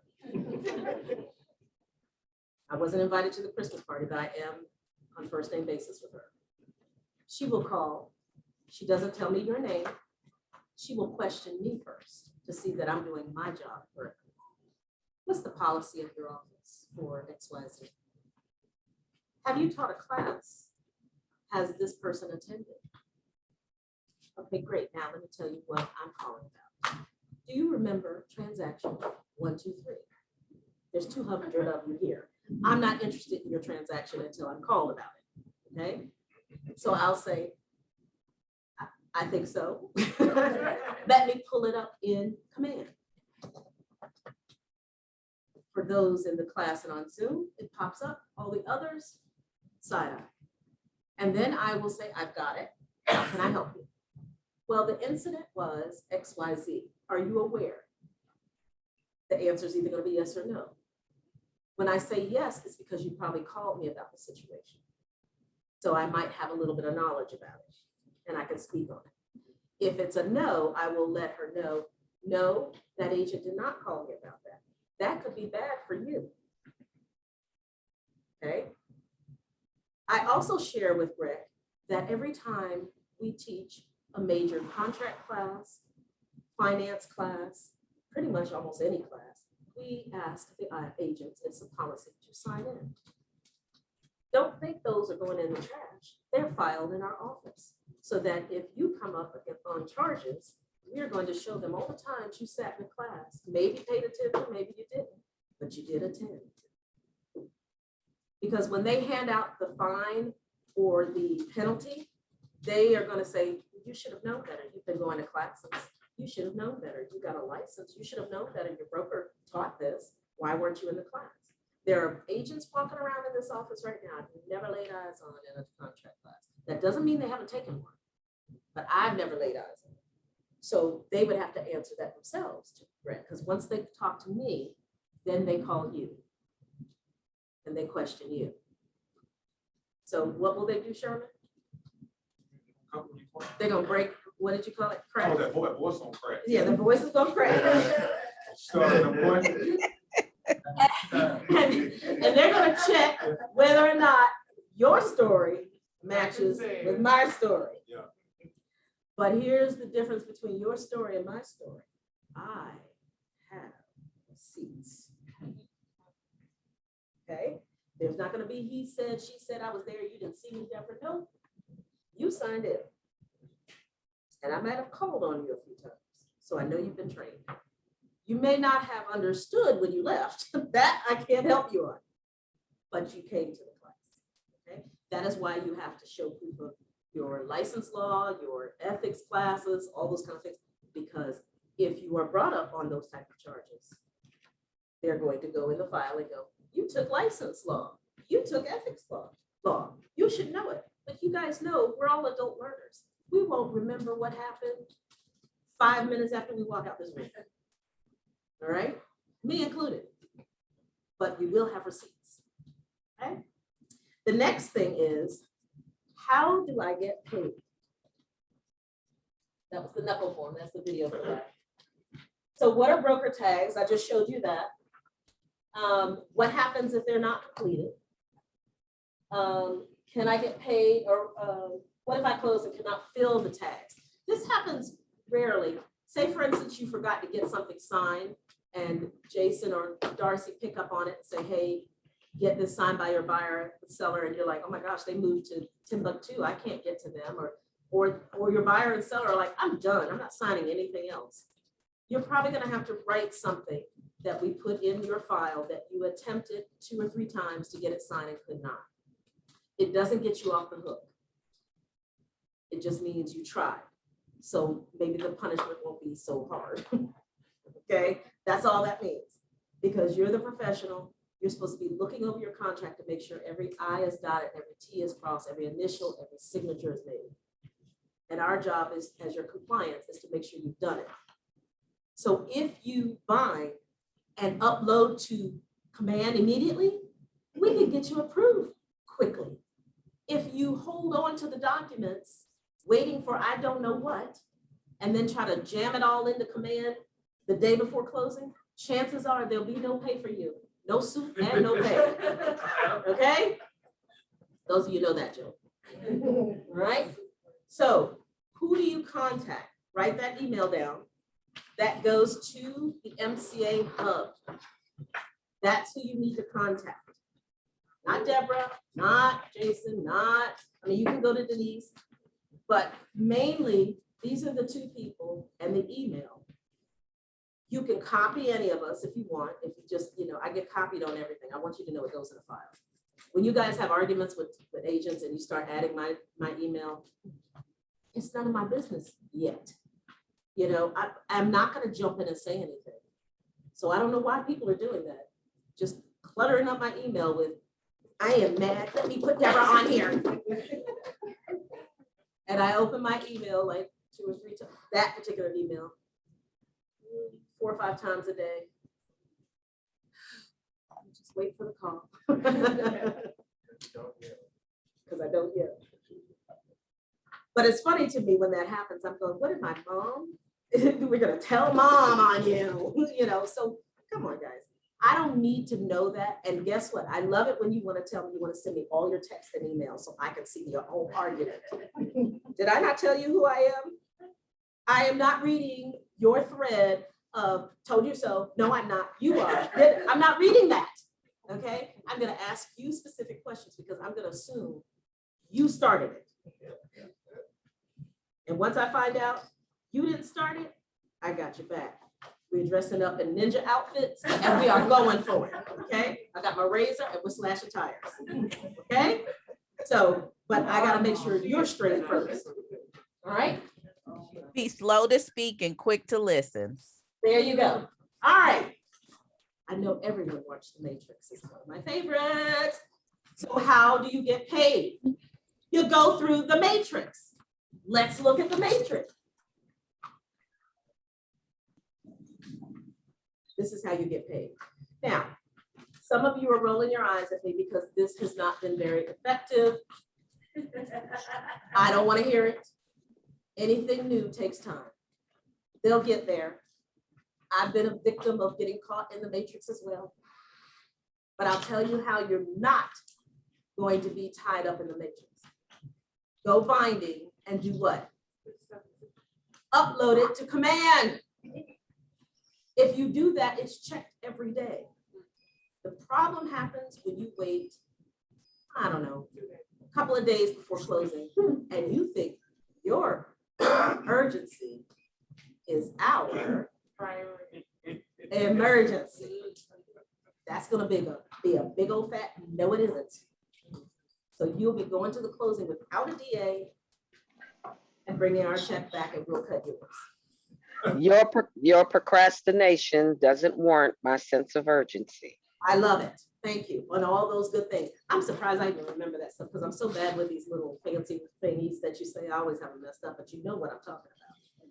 So, all right, any questions before we move on to the second packet? Second packet will go pretty fast because it's really just showing you these forms.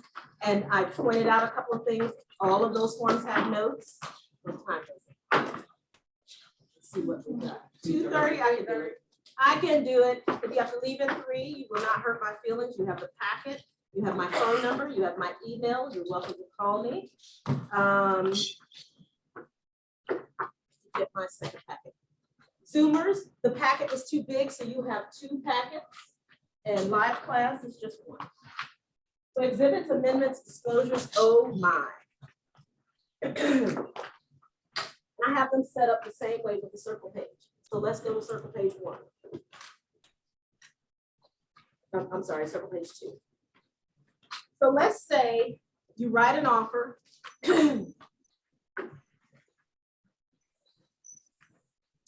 And you withdraw it. Then everybody has a chance to calm down and they sleep on it and go, you know what? Let's just go ahead and sell it. You can then use this agreement, which was introduced to us last year, called reinstate the contract.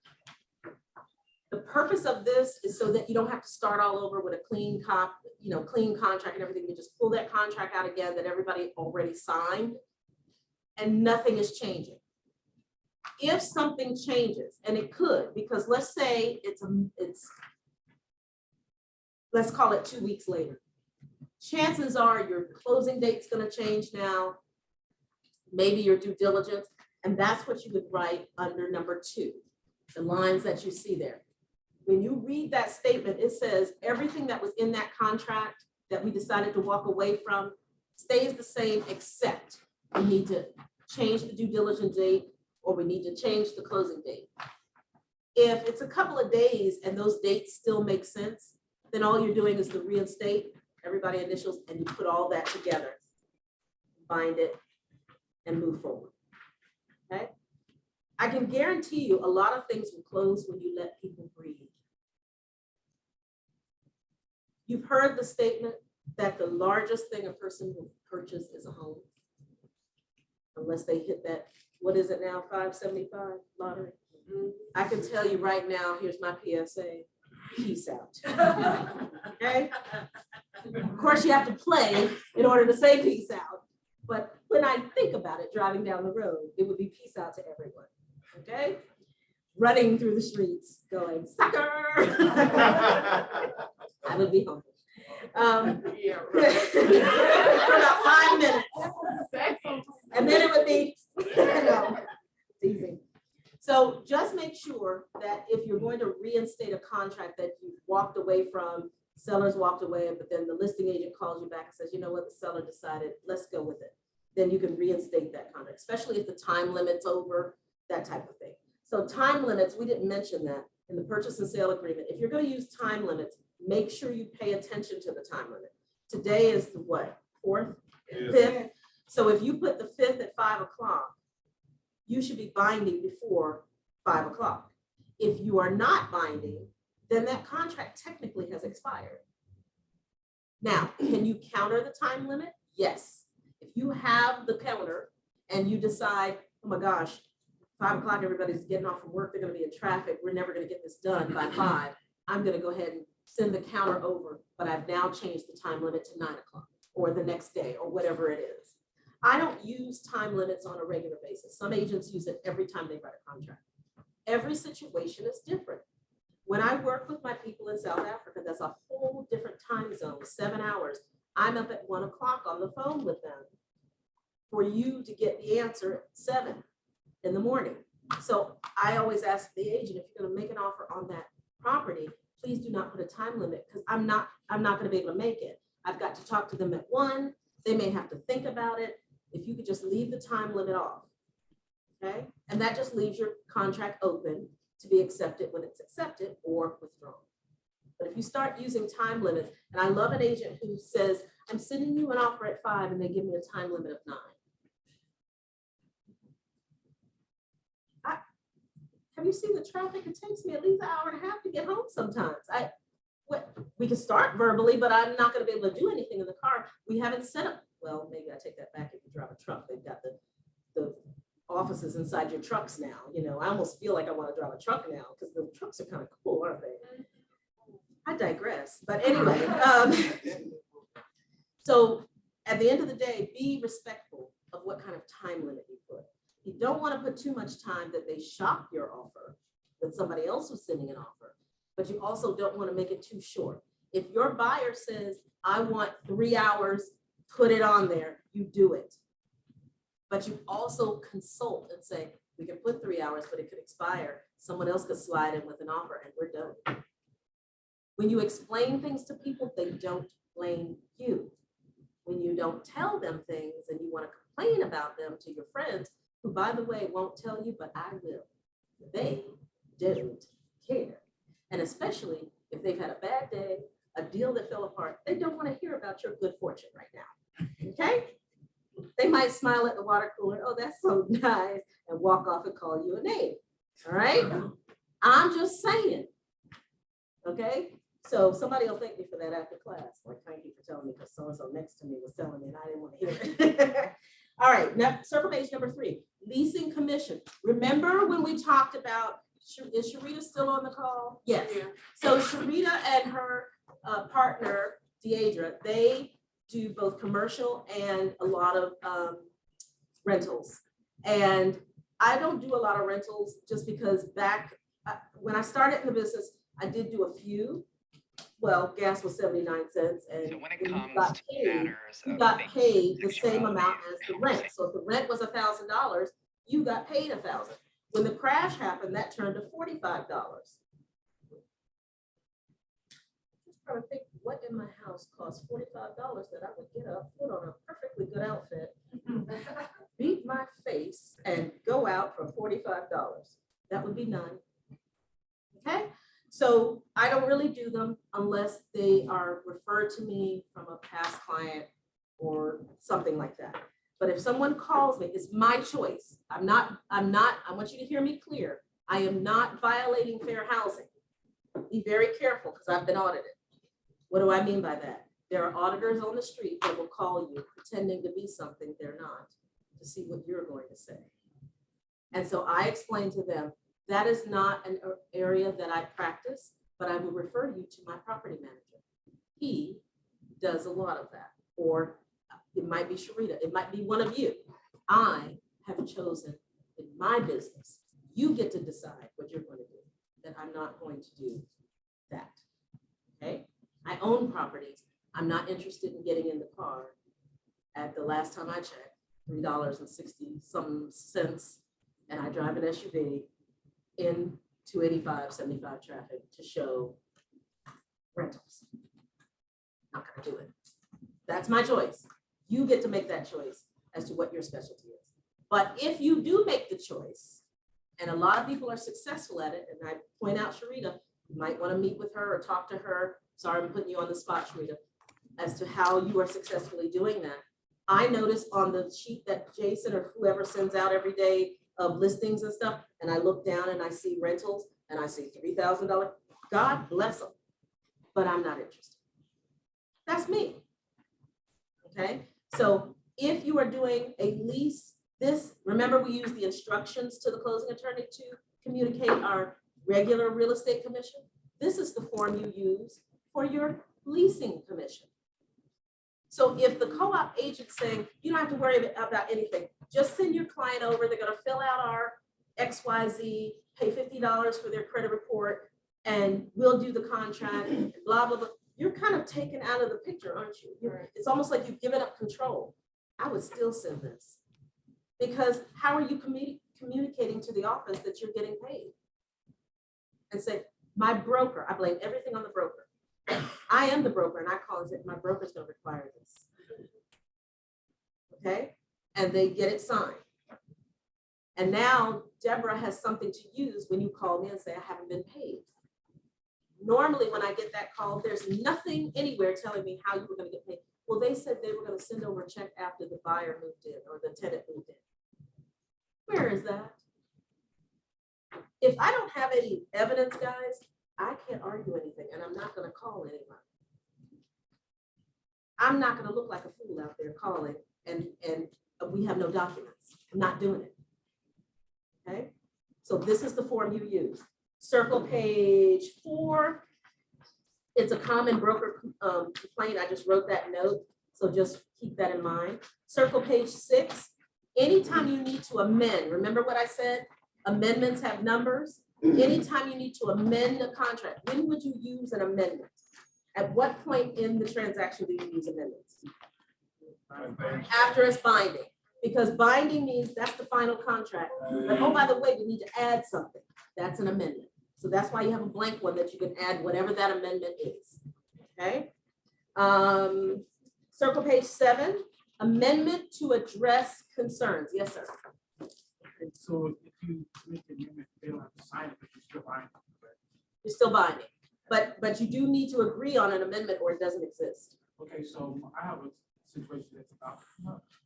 So my What's your buyer- first name again? Flanagan. Oh, yes, you look different to me. Don't you? I'm dressed up. I see, because you are usually dressed down. I didn't even recognize you all fancy. I don't have on my glasses. And you have never worn your glasses in class. Trying to switch it up because you think you're in trouble. Go ahead. I see you now. So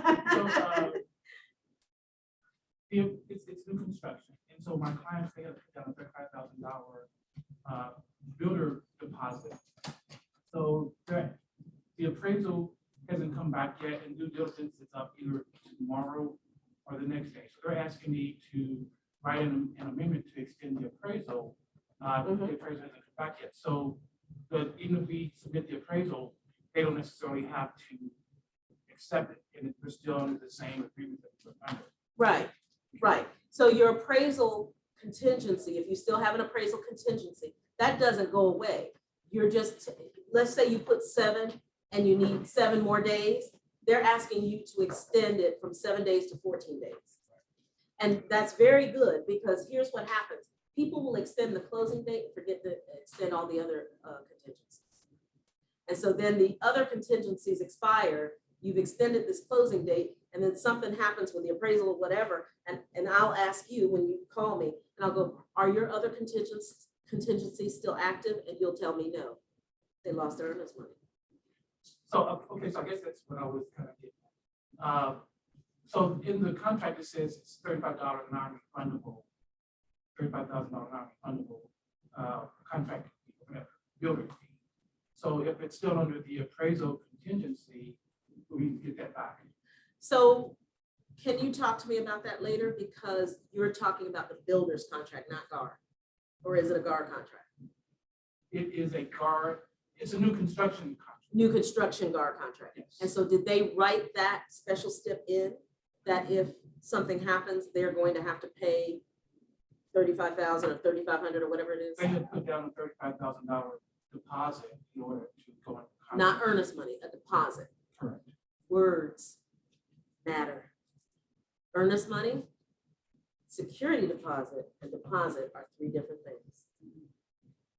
So remember when I said when it's new construction, I like to get that contract early so I can read through and advise them, if you do this, your money's gone.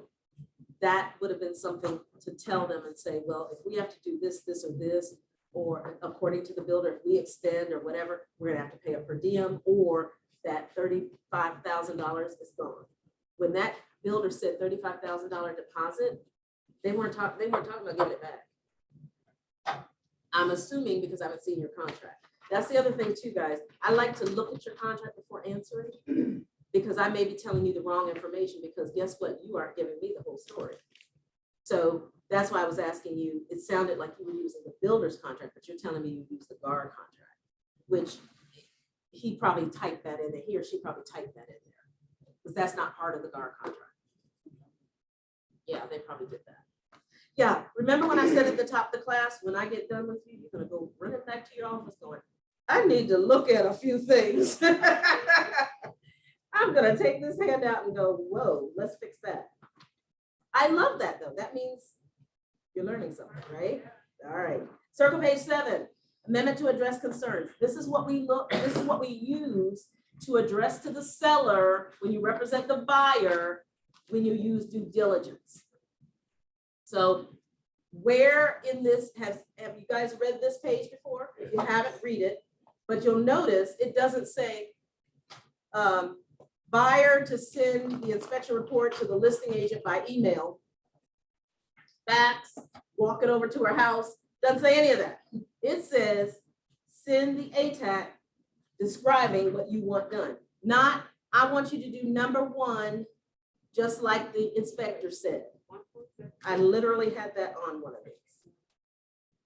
Who's your inspector and what does that even mean? Okay. And they, well, I sent you the inspection report. I said, but where does it say that you sent me the inspection report? It says the following language is furnished by the parties and is particular to the transaction. Write down what you want us to do and how you want us to do it. Okay. Watch the video that Seth says about saying licensed inspector. What's a licensed inspector? What's your don't say anything. What's your interpretation of a licensed inspector? Zoom, live? If you're seasoned, don't say anything. I want some of the people that haven't heard this before. Yes, sir. I'm not sure about some states they don't be licensed. Georgia's one of them. So there goes license with a big old X through it. So let me say it again. I want a licensed flooring person to come in and fix this scratch.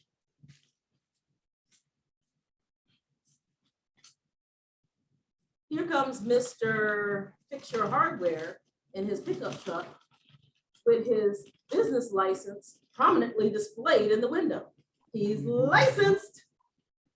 Okay, what you want is a hardwood floor specialist who specializes in fixing, staining, sanding, digging up, cutting wood floors.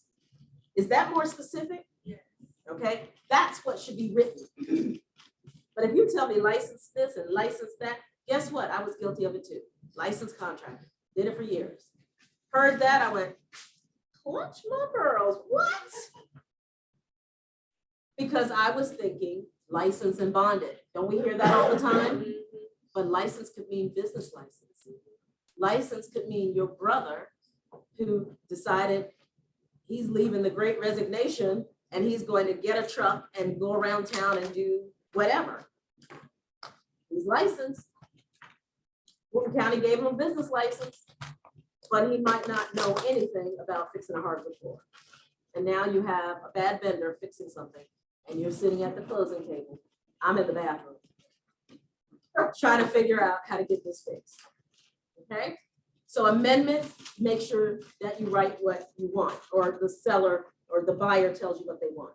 Amendment to the due diligence period. Let's just say we agreed on everything, but we still, remember what I said, we need an electrician and we need more time, 2 or 3 more days, then you will use this form to extend that due diligence. Notice it says buyer and seller, so it has to be agreed by both. It's not a unilateral situation. However, if seller says no, I'm not giving you any more due diligence time, I've got other people in the works wanting to put an offer, or we got a backup, then guess what? You need to turn in what? That termination. Okay. Circle page 9, amendment to the sales price. This is what you use when you have a low appraisal. And in here, I've highlighted, you send this form and the appraisal to the listing agent so that they can see the comps that were used.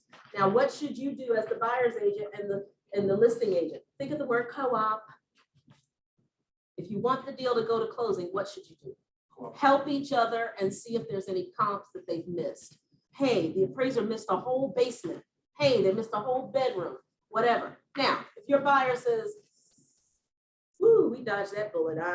Unless they sell it for that price, we can go ahead and terminate." Then you do that. You do what your buyer or your seller tells you to do. Too many agents are doing what they want to do. And that's what will cost you money. Yes.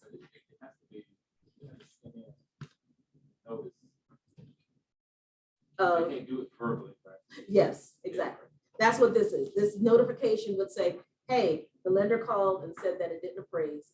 We're sending you over what the price is and here's the appraisal. Then the seller gets to decide if they want to lower the price, or they may tell you to kick rocks and you send a termination and it's over. They don't send that. Get ready to go to closing. They don't show up, they send nothing. The buyer, This is an amendment, not a notice. right, they don't do none of that. They just said So the house didn't appraise they didn't appraise. and you didn't do an amendment to reduce the price. They did, on the listing, they didn't do an amendment to this price. They didn't send forms to terminate. Closing days tomorrow. So that means the buyer's bringing the difference between what it appraised for and what your contract says. They don't even show up, that earnest money to direct to the seller. I'm going to respectfully say yes. However, I have to interrogate you first and see your contract. We are being filmed. Amendment to change the closing date. Sometimes you have to do that. This is what you use. Here's what agents forget to do. Oh yeah, we need to move the closing date 2 or 3 days. Remember in your original contract, you told the seller they can stay 2 or 3 days. Your buyer says, I've got to be out at such and such a time. Make sure everybody understands when you move it 3 days, that also moves the temporary occupancy if you have one. So if that puts the buyer in a situation, they can't get mad and say, well, they need to pay for I had one recently, the Airbnb and the this and that. And they were not staying in a cheap Airbnb. I'm like, really? Again, your urgency is not our emergency, all right? So you need to find mama and them and stay with them. Amendment to remove the inspection contingency. So when you are not using due diligence and you are using the right to inspect, this is the form you use. Due diligence is called what type of period? Due diligence period, right? But in this form, it's called resolution period. In the due diligence, you can get out of the deal for any reason, whether it's inspection, you changed your mind, you had a fight with the husband and he doesn't want to buy the house now, you can get out, no questions asked, okay? But in the right to inspect, if you put 7, 10, 21, whatever number you put on there, your buyer cannot get out of the deal until the end of that period. And at the end of that period, one of 2 things is going to happen. The seller is going to accept all of your items, or they're going to counter some of your items, but you are not getting out of that deal on day 2 when you have a 7-day or a 14-day or whatever the case may be. You have to wait to the end of the resolution period. Okay, some agents use this as a strategy tactic. You'd have to talk to some of the seasoned agents that do this. Katie Shank is one of them. Dawn has done it. Josh Hooper, those type of agents in the office. You could talk to them. Sarah Chattel, those type of people have done that type of thing. I don't use it as a strategy.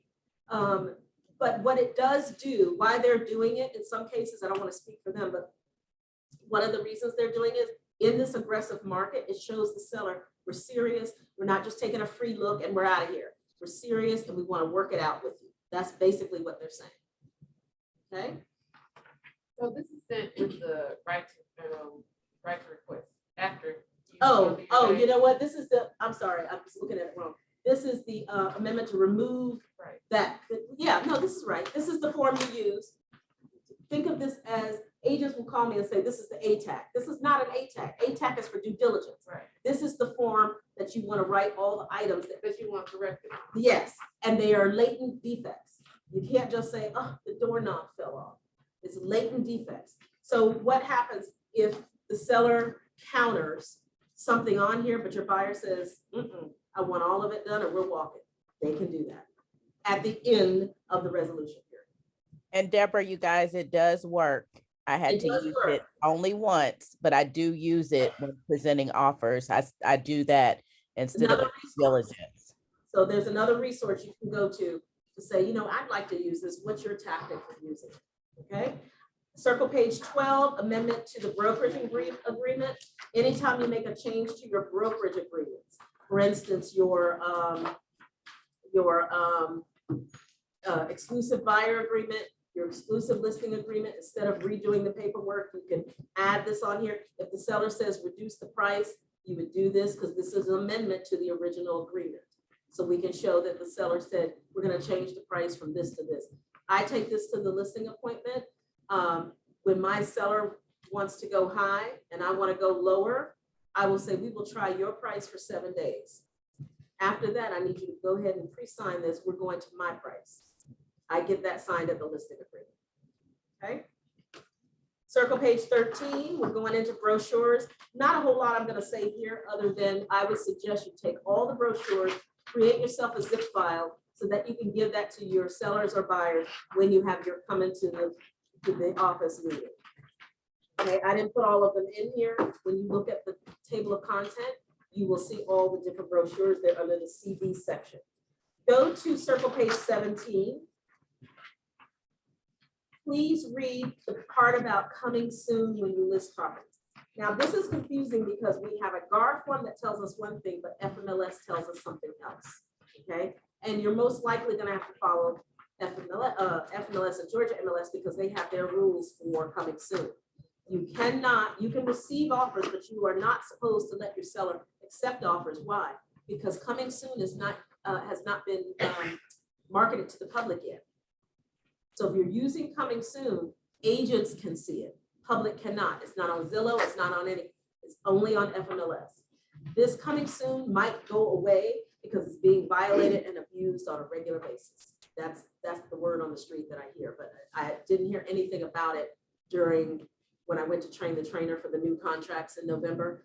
I didn't hear any more about it, but it was discussed previously in the year before.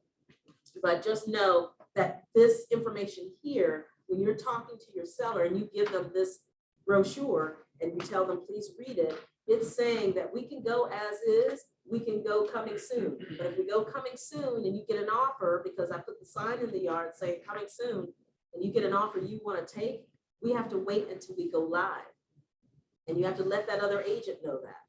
Otherwise, that's why people are standing in line trying to get, that's why these buyers aren't getting houses, because houses are being sold off market. I'm guilty of that, but they're also being sold under coming soon and not supposed to. I stayed up to watch a house because I'm a night owl. I stayed up to watch a house my buyer wanted to make an offer on, and it went from coming soon to pending. It never hit the market. So it is my duty to report that, agent. And all of you can do that because there's a little police cop icon on FMLS to click and tell them, and it's anonymous. And that's how we know this is being abused, because I don't know about you, but I like having my license. I like being an ethical agent, and I would like to clean our industry of agents that want to do shortcuts. Okay? That's how I feel. Deborah, I had a question about that coming soon. I had a situation in my neighborhood where an agent had put her sign up there with the coming soon. It wasn't even on the FMLS, and then all of a sudden it was sold. So I couldn't pull it up in the FMLS. Does that change the circumstances or? Yeah, you should have been able to pull it up as coming soon. You can't just say coming soon with the sign and it's not an FMLS. Right. And she had it coming soon for like a month. Yeah, you're not supposed to do that. What to consider, circle page 20. This is a brochure about HOAs. So if you're selling to a buyer who's going to be looking at properties with HOAs, this is very good for them to know. This talks about all the things that I've tried to scare you with. You know, what is an HOA? What are special assessments? When would you have to pay them? Can the HOA foreclose on your house? Absolutely. All of those things. Can they turn off your water if you don't pay your dues? Absolutely. It's in the bylaws. They need to read them. Okay. Circle page 23 is about your seller brokerage agreement. You want to take this with you. And what's on page circle 24, what's new is the commission adjustment to the cooperating broker. So for those of you who are new, you may not have noticed it, but for those of us that have been around for a while, we got into this new practice, not we, I've never done it, this weird practice of, if you show it, you'll get the full commission. If I have to get out of bed and do my job, you get 1%. Let me tell you something. If you're the listing agent, what did the seller hire you to do? Not play games. And what was happening, that 1% was never communicated to the seller. Now they have to. They would just do it because they wanted to. Okay, now you have to tell the seller that's what you're gonna do. Because the seller might say, well, if you're gonna tell somebody else they're getting 1%, you get 1% as well. See, you're opening up Pandora's box and you don't even know it. All right, so at the end of the day, that has been spelled out a little clearer as to any changes in the commission should they have to go and show the property. I will tell you, if an agent calls me, and it has happened, and they say, oh, my buyer really likes this house, but I'm leaving tomorrow on a flight. Great, you're protected. What's their name? What time do they want to come? I'll show the house. Now you only get one of those. I'm not going to show 4 more houses, but guess what I want? I want that. You know why I don't mind doing that? Guess who gets to talk to their buyer about my listing? You. Thank you.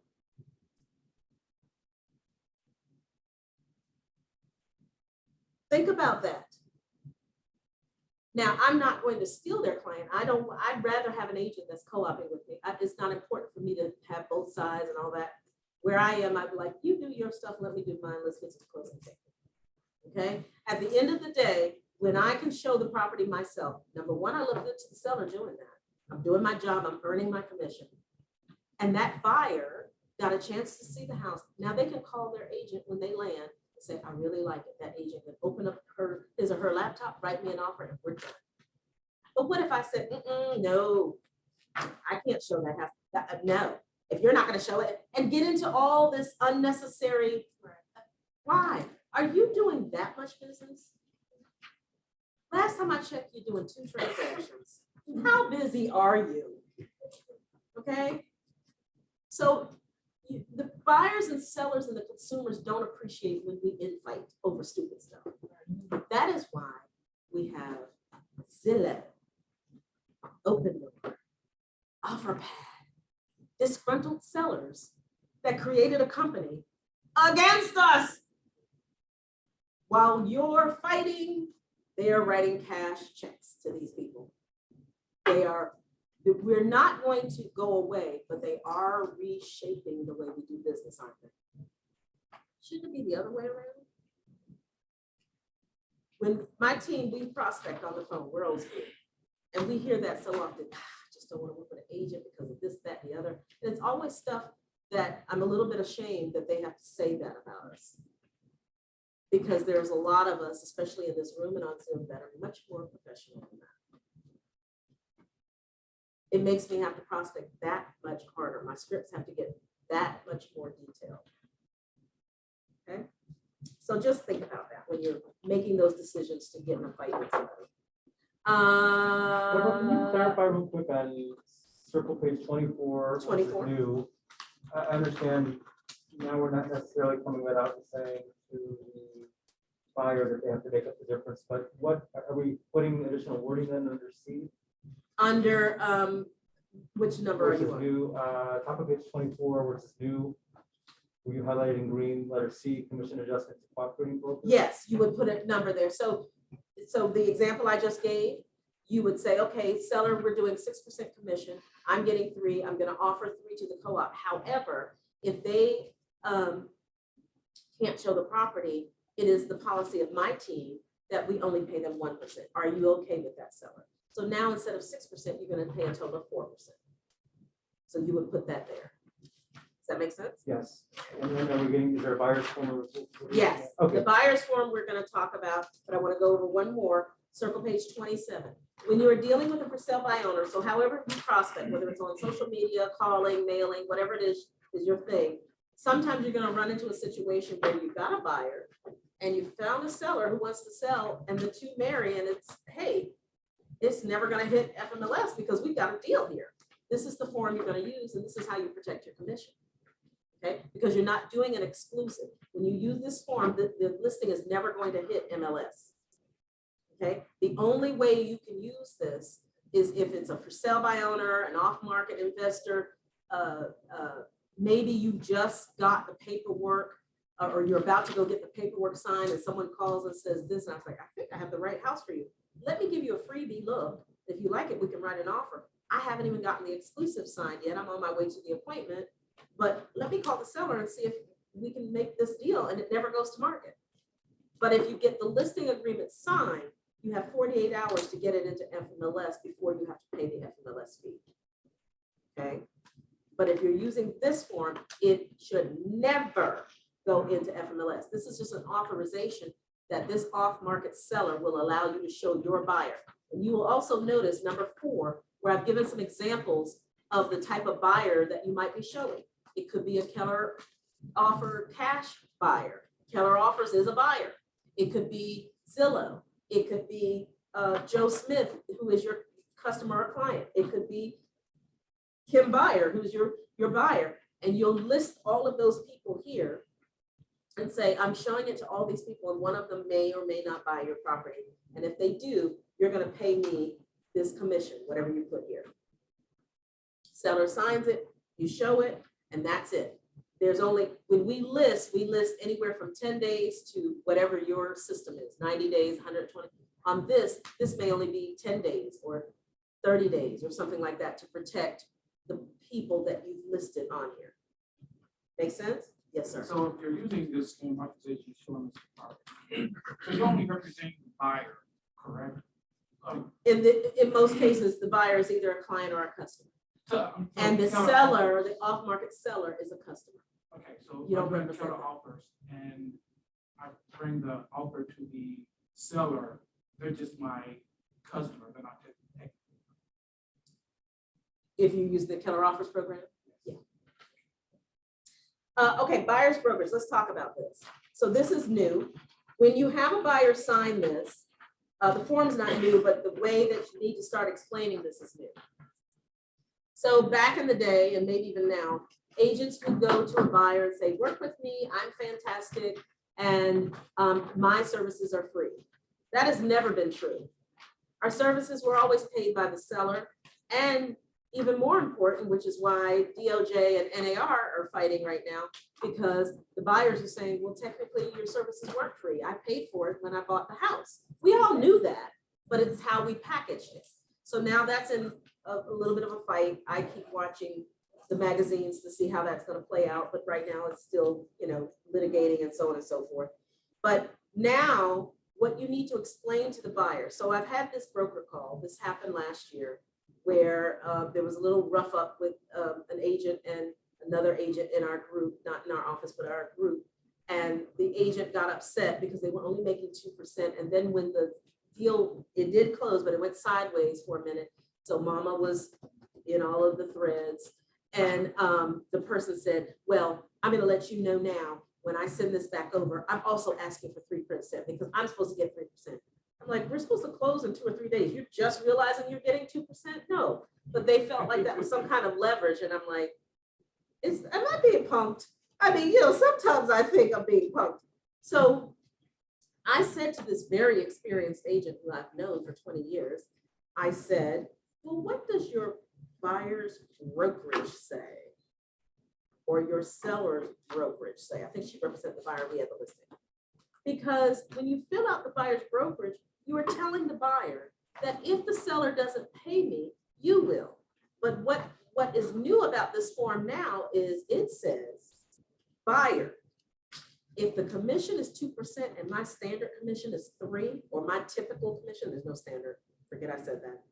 Typical commission is 3%, then I'm gonna need you to pay the difference. This is gonna be a tough conversation for some of you, because some of you are even having a hard time just getting the buyer's brokerage signed. Now you have to explain it to them. I have always had a CTO with a buyer and explain, seller don't pay me, you pay me. Are you okay with that? No, I'm not. Now, when Jason was teaching the other day, there was a little bit of discussion about strategy. I don't like to do strategy calls in short classes like that or broker chat, because this is the class for that, to get those little nuggets, okay? And the way that I've handled it in the past, if the buyer qualifies, if the house will appraise, and the buyer doesn't want to reach in their pocket to pay the commission direct, if the house will appraise and the seller will accept, okay, then we will raise the price by that amount. Years ago, I used to advertise on TV. It's called the Real Estate Channel when I was on there. And the guy who ran that department, I sold him a house, and it was a for sale by owner. For sale by owner did not want to pay me the full commission, so I had to tell the buyer, you're gonna have to pay that because you signed my buyer's agreement. He said, I don't have the money. So I went to my broker, I was at Century 21 at the time, and I said, he doesn't have the full money, what do I do? Because I was still fairly rookie. And they said, we can do a note and he can make payments. And he paid that off in 3 months. But it was because I had a serious conversation with him. And I also showed value. I also showed professionalism, and he didn't have a problem. People will pay for professionalism. They will not pay for foolishness. Okay? And what I said to him is like, I will step out and let you do this transaction because I don't work for free. He says, oh, no, I don't know what I'm doing. I need you to stay. We just need to figure out how to do this. And that's what my broker suggested, and that's what I did. And I was paid. I've never had to do it again. But just know that when you sit down and have fierce conversations with people, they'll figure it out. Okay? So now you have to have that conversation. When this buyer is signing this, you have to explain to them, typically the seller has an advertised commission. That could be X, Y, and Z. Now the argument with the DOJ and AR is that we don't publicize what you are making as a buyer's agent. You see it, but when you send that listing to your buyer, that bottom part goes away, doesn't it? They don't know what you're making. And by the way, years ago, we took the commission out of the body of the purchase and sale agreement. So they didn't know. The reason it was taken out, because guess what? If something was going down at the closing table and they go, well, where are we going to get some more money? Oh, Deborah's making this. See if she can give us $200 or $300. I did a jig when they took that out of the contract because that happened a lot. It doesn't happen as much anymore, but it happened a lot. Not to me, but just to the industry. So now this is coming up again about how much are you getting paid, and I'm paying that, and your services are not free. Okay, yes, sir. I want to make sure I understand what you're saying. So the other agent, the co-op agent, doesn't necessarily know what your commission is? No, the listing agent always knows what your commission is because they're the ones negotiating with the seller. And then in the listing agreement, they tell the seller what they're going to offer you. The buyer has no right to about our commission, nothing, because they're not paying it. Right, I'm sorry. I was just talking about the buyer's agent, because I was the issue with Jane. See, look, when I use examples, I did just you wanted to hear say me her use names? She So, cornered me the William, day would of you like to tell closing. everyone about that situation? She cornered me the day of closing. Yeah. Took me in another office and was yelling at me and wanted me to serve my commission. Because she was a seasoned agent that felt like she could do that to you, but she was in the wrong because the commission was already agreed.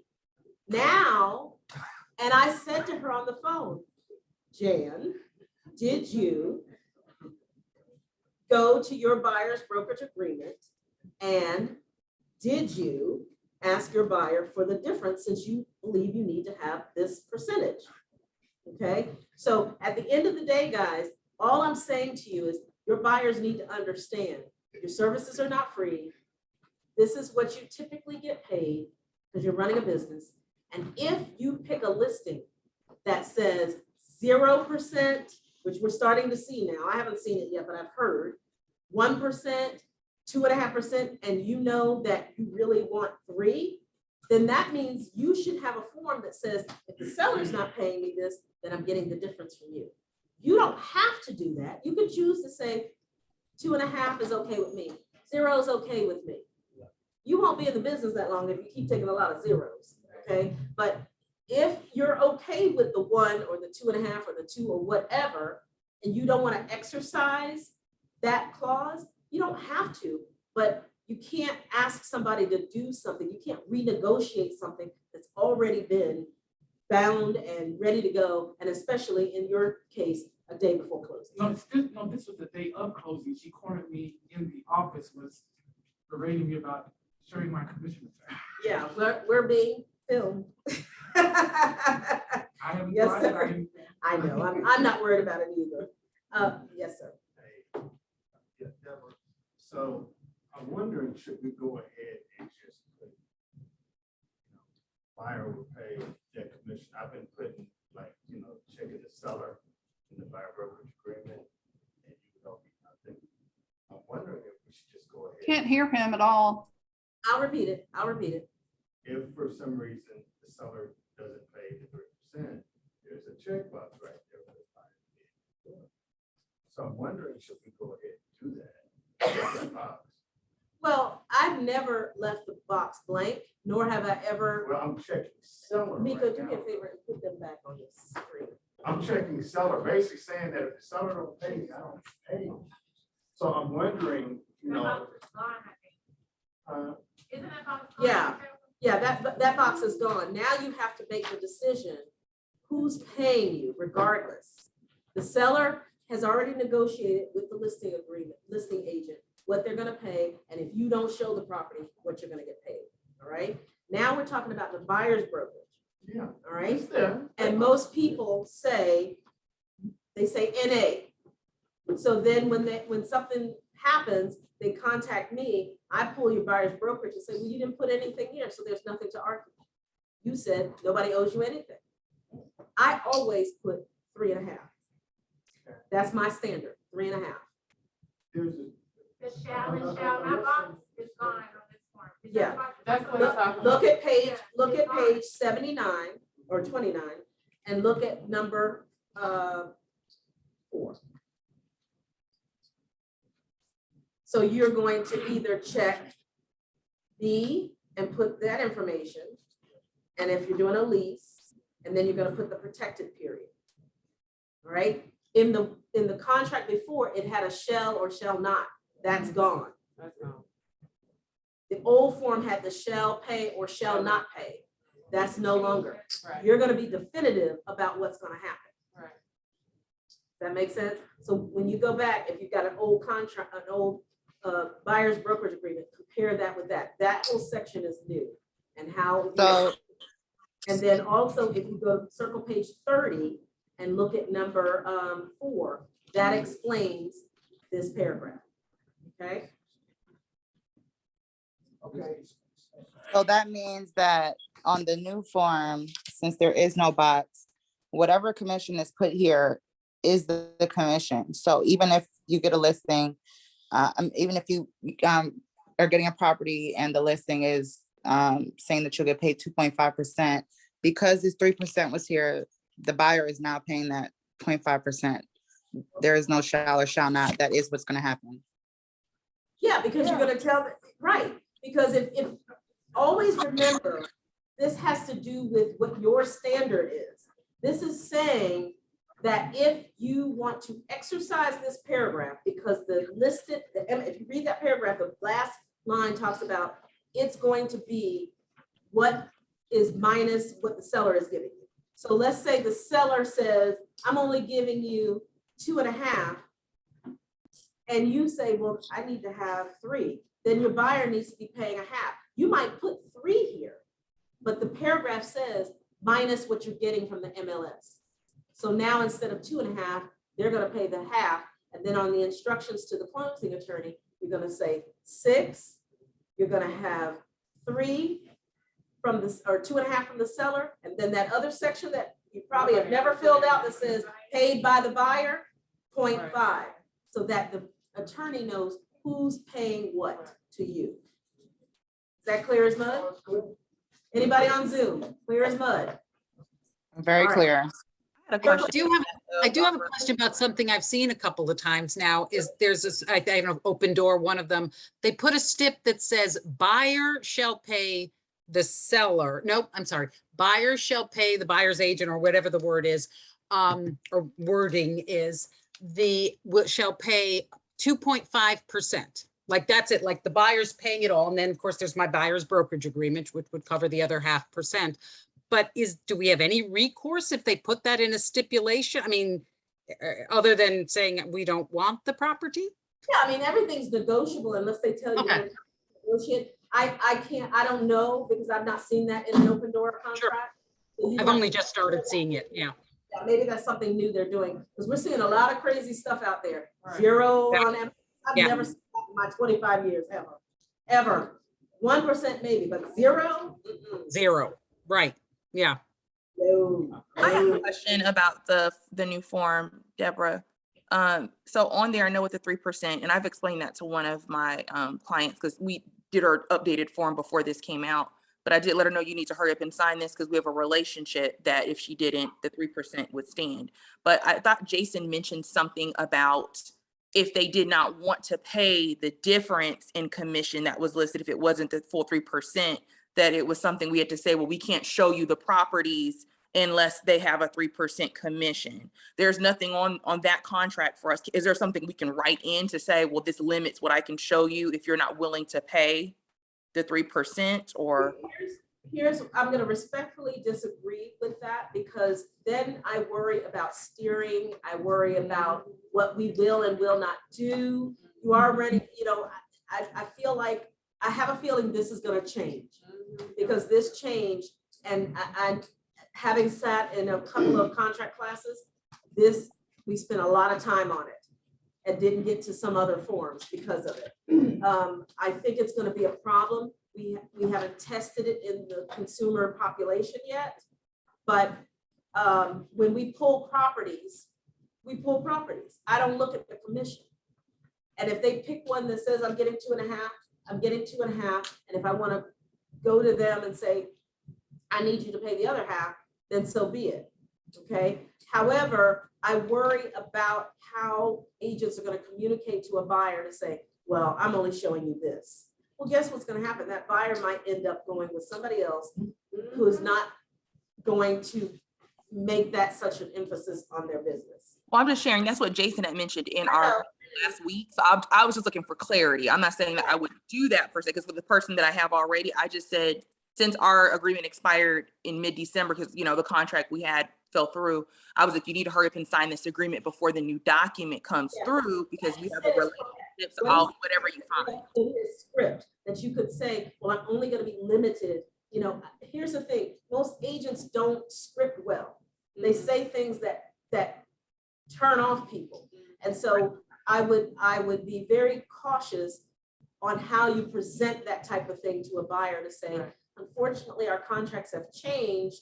And if the commission that is offered to me is less than 3% or whatever your number is, then this agreement says that you'll pay that difference. Now, we can structure that in many different ways. And as a consultant, that's what you would consult them on. We may be able to roll that 1% into the price, as long as it appraises, as long as it doesn't send your monthly payment into a spin or whatever. Ultimately, the buyer has to decide. Okay, so when Jason said that, and I was in the room when he said it, I heard that. I had to think about that when I went home, because I said, you know, I know how to speak to people. I know how to script to people. I know that's not a skill that every agent has yet or ever has. And it's going to, I already know it's going to be a broker call. I already know it, because they're going to want to know, your agent was rude and they said I had to pay this and I don't want to pay this. That's not the way it goes. Well, what most consumers in Georgia don't know, when you buy a house in California or New York or New Jersey, you pay your own broker if you're a buyer, and the seller pays their agent. So Georgia could turn into that kind of state maybe one day, but we're not that right now. Make Well, sense? one of the things that I've done too, when I present the buyers the agreement, when I first have them sign it, I explained to them, you know, that part of it, that yes, they would be required to pay me the extra 5% or whatever, 0.5%. But then what I offered to them, I said, I am happy when you send me properties and we look at properties, I will make sure you know which ones are or are not, just so you know that, and maybe we can make, like you said, a compensation in the price offered. So just how you're going to explain this, I'm here to tell you what it means, how you, again, remember what I said, there's a strategy class that's needed, because I just have a feeling it's going to be a broker call for me and Denise and Jason of somebody being upset by the way that it was presented. So you have to make a business decision. I'm going to go ahead and take the 2.5 and not make it a big deal, but I'm going to ask. Always remember, no has never killed anyone. So you say to them what it is. If they like it, they don't. If you feel like this is someone that's going to give you more business, you know, there's a lot of factors that could change the way you behave on this.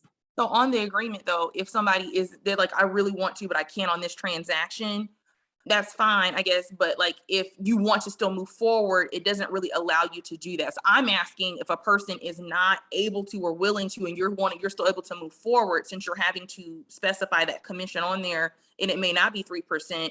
If you are willing to make that concession for that person, how is that addressed? Do we do it on an amendment down the line, or how are you handling that? Well, I haven't had to handle it yet.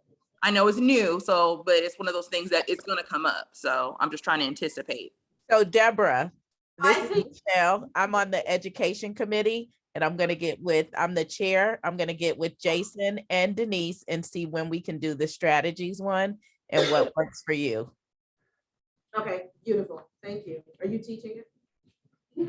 Well, you are. We'll have to check my schedule. All right, let's zoom through I these. said that. I did say we'll see what your schedule is. Let's go to circle page 3940. Yes. So If it's past 3 o'clock, so if you need to leave, feel free to do that. I'm gonna keep going for those that want to stay. And if you have to leave, thank you for being here. Take your handouts, please look through them. I spend a lot of time putting that together for you guys. And don't lose it. Here's what I hate. When you call me and I'll go, were you in my contract class? And you tell me yes. And I'm like, did you have the handout? And you go, I don't know where it is. That hurts my feelings if I had feelings. But at the end of the day, I'm going to ask you that. So at least lie to me and say, you know what, I looked at it and I still don't understand. Deborah, I take your contract class every year and get the updates, put it in a binder, 3-ring binder, and I reference it all the time. And I hardly ever have to hear from you. So thank you. You haven't been on the bad list, the naughty list. Yes, sir. So I just signed a new client in December on the old code. So if I want to put them on the new form, I have to like cancel the old form, or does it matter? You're talking about the buyer's agreement? Yes. You know, you don't have to, but I am a believer, the way I run my business, I like to update my forms. And if we're still working together, listing, like I just relisted something, I did all new forms. I didn't have to do my seller's disclosure over and all that. But because we do make changes, it's like I'm working off of old news instead of the new stuff as far as protection. So I like to redo my certain forms. If it expires, of course, you're gonna do a whole new thing. But if it's not expired and it rolled over into 2022, I just like to do that in case something does go sideways. I've got the most recent form. So what about the form that's still out there? Do I have to terminate that in some way, or is this new form just automatic? You always can just do a new one and replace it, but you just let them know, hey, we just had a contract change and this is the updated form, so I need to re-sign that, that's all. All right, so I want to get you out of here in a decent hour, so let's kind of zoom through this. All right, circle page 40 is the backup agreement and contingency. If you're the listing agent, would you not take a backup offer? Everybody's bragging about these multiple offers, but no one's doing this. And why would you want to put the house back on the market when you've got 2 or 3 that you can go to right away? You look good to the seller. Seller says, oh man, that's falling apart. We terminated. Don't worry. Super realtors here. We've got the next offer. Okay. What happens is you negotiate that other offer, but it does not become the primary until we notify the first. We notify that person that they are now in position as primary. So you terminate the old one, and then you notify them that we're now accepting your backup offer and we're moving forward. But you negotiate and everything up front. But your clock doesn't start ticking until you send notification that they're in primary. And you need to use this form. So a lot of agents will call the listing agent and say, will you take backup offers? Yes, and they just send an offer over, but they don't send this form. You're not officially a backup unless you send this form. So then they get upset when another offer comes in better than theirs. And they call and go, but you told me I was the backup. I didn't have it. Show, prove it. Where's the receipt saying you're the backup? Okay, so that's why you use this form. So you go under contract with contract A. and you negotiate contract B with the backup form, and you hold on to that, contract A terminates, and you notify backup that you are now the primary, and things start ticking. Okay? That's how that works. Disclosure, circle page 42. Sometimes we ask questions of buyers and buyer's agent and seller. And again, remember when I talked about you being customer service oriented and you tell the buyer something and then the buyer calls with a complaint saying, well, the agent said, well, that's because you're not an expert. You didn't live there. You don't know anything about the property. And I bet you didn't know you have a form that you could send to the listing agent saying, my buyer's asking certain questions. Can you have your seller fill this out? You write the questions, they write the answer. Now what does the broker have? Proof. We've had this form forever. I thought I'd crack it open because no one's looking for it. It's there. DeKalb County plumbing disclosure, circle page 43. This particular form is typically for incorporated DeKalb County, but I use it on all because I don't live in DeKalb County. I don't know whether they have free-flowing faucets or whatever you call them. I make sure I put it on all my DeKalb County listings or contracts because my understanding, and if you live in DeKalb County, you can chime in here, that usually the buyer needs something in order to turn their utilities on, especially these properties that have been renovated. Yes. That is correct, isn't it? Yeah. Yes, So, they do. you guys hear that in Zoom? And the So- inspector can give a certification for it as well. And so I don't take any chances because guess what? I'm not a connoisseur of DeKalb County. So I put it on everything, whether I need it or not, because I'm not out there checking, is this incorporated? Is it not? You know, half your house is on the line and the other half is not. I just put it on everything to cover my, you know what. So I just want to make sure. Michelle, did you say that the home inspector can do a certification? Certification. Mhm. Yeah. Okay, I didn't know that. You gotta tell them what they're doing. Yes, you, and if they're good, they'll know that they need They'll to. know that provide already. that. Yeah, in DeKalb County anyway, they'll know that already, but you can just ask to double check and be sure. They're gonna check for low flow toilets in the sinks. Have That's to the be, word I was looking for. Yes, I do. I just experienced. Did you? Okay. Yeah. Yeah, I just, because I don't know DeKalb like that, like, do you have a low flow? Do you have a low? I just put it on everything and I'm covered, you know, as far as I'm concerned. And then, of course, like you said, the inspectors can certify it. Yeah, and it's also, I take that form to the listing appointment and get my seller to automatically initial it and upload it so that that agent has it when they make their offer. Circle page 45. Remember when I talked about property sold with right to request repairs? This is the exhibit you would use instead of due diligence. So due diligence would not apply. You would be using this form to say, the other form, we went backwards. The other form was the form you fill out when you want to tell them the corrections that the seller needs to make. This is the form you would use in the offer saying we're not doing due diligence. We're doing the right to request repairs, which means this is not a free look. We are going to take 7 days, 10 days, whatever number you put in here, and we're going to try to work this out. And we cannot officially walk away until day 10. And the only way, now let's say the seller says, oh, you put 112 items that you want me to fix. I'm gonna do all of them. And the buyer is stuck. Okay, this is the way we did contracts when I started in the business. There was no such thing as due diligence. And so what would happen is agents would write a report of like 100 items. And a seller, of course, would get pissed off and go, well, they don't want the house, let them go away.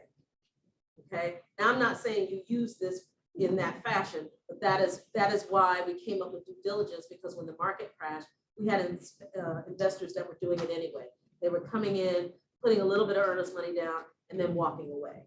So then the contract committee said, look, agents are doing this, investors, buyers are doing this anyway, let's create two types of inspections, due diligence and the right to inspect.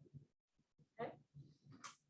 Circle page 46, closing attorney holding the earnest money. So, you know, I said earlier, we would prefer if you have the brokerage hold it, but there are instances where, you know, I like the attorney to hold it, but I do understand that the attorney is going to make decisions that maybe the broker wouldn't, not all, but it happens. And so when that happens, and you are going to have the attorney hold the earnest money, you have to do both forms. This is a problem in compliance in this office, 510 and 511. So when I go binding, I immediately send to the closing attorney the form, and if it's an attorney I haven't closed with before, I will call them, introduce myself and say, I need to send you over an offer. We just went binding. I'm the listing agent now, not the buyer's agent. You're probably going, would the buyer's agent do that? Here's the problem with you saying that. If you think the buyer's going to do it, and then the buyer doesn't do it, and they're thinking I'm going to do it, and no one does it, how many days is the contract sitting in your inbox and no one has it yet? Okay, so as soon as I go binding, it doesn't matter if it's my buyer or not. I send it to the lender because I've got their information. I send it to the closing attorney, and oh, by the way, closing attorney, you're going to receive a wire for the earnest money. Okay, now the new thing that happened in this 510 and 511 is that there are some instances when a attorney decides to hold the earnest money or not. They can decide not to. Okay, so you'll have an alternate holder, which will be Keller Williams Atlanta Midtown. But the attorney could say it's costing us $50 for that. We're going to pass that on to your buyer. That's in here now. That wasn't in here before. That's in here now. And so what would happen is you have to ask them who's responsible for signing the 511. So let's look at the 511 and the 510 together so we can talk about it at the same time. So the first one is circle page 46 is just one page where your buyer and seller would initial, and then 47, 48 is the 511. You're sending the offer over with both. Once you go binding, okay, 510 will be complete. However, you have to follow the instructions to send the agreement, which is 511, to the attorney or their representative. It could be the front desk person, it could be the paralegal. It's probably not going to be the actual attorney unless it's a one-man show or one-woman show, okay? And you get them to sign this when they've received the earnest money. And I will also follow up and say, can you send me that form back? My broker's gonna need it. And oh, by the way, can you send me a copy of the wire?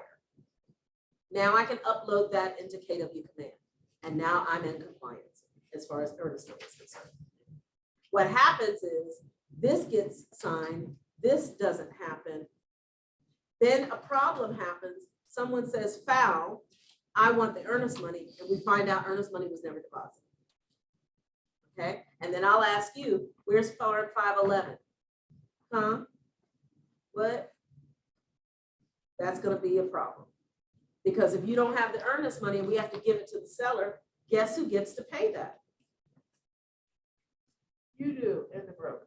The brokerage will pay it and we'll collect it back from you, right? That's an error on your part. Sale or lease, circle page, any questions on that? Okay, circle page 49, sale or lease of buyer's property. In this market right now, I don't know that a lot of sellers are accepting a buyer who has a house to sell. It does happen, but what happens is you will let them know that it's currently listed, who it's listed with. Why? Because you need to disclose to the seller, are you using a professional or are you using some kind of for sale by owner site? Well, I would rather you use a professional because you're using a site. Are you really actively trying to sell your house? But yet you want to tie mine up for 30 days or 45 days or longer.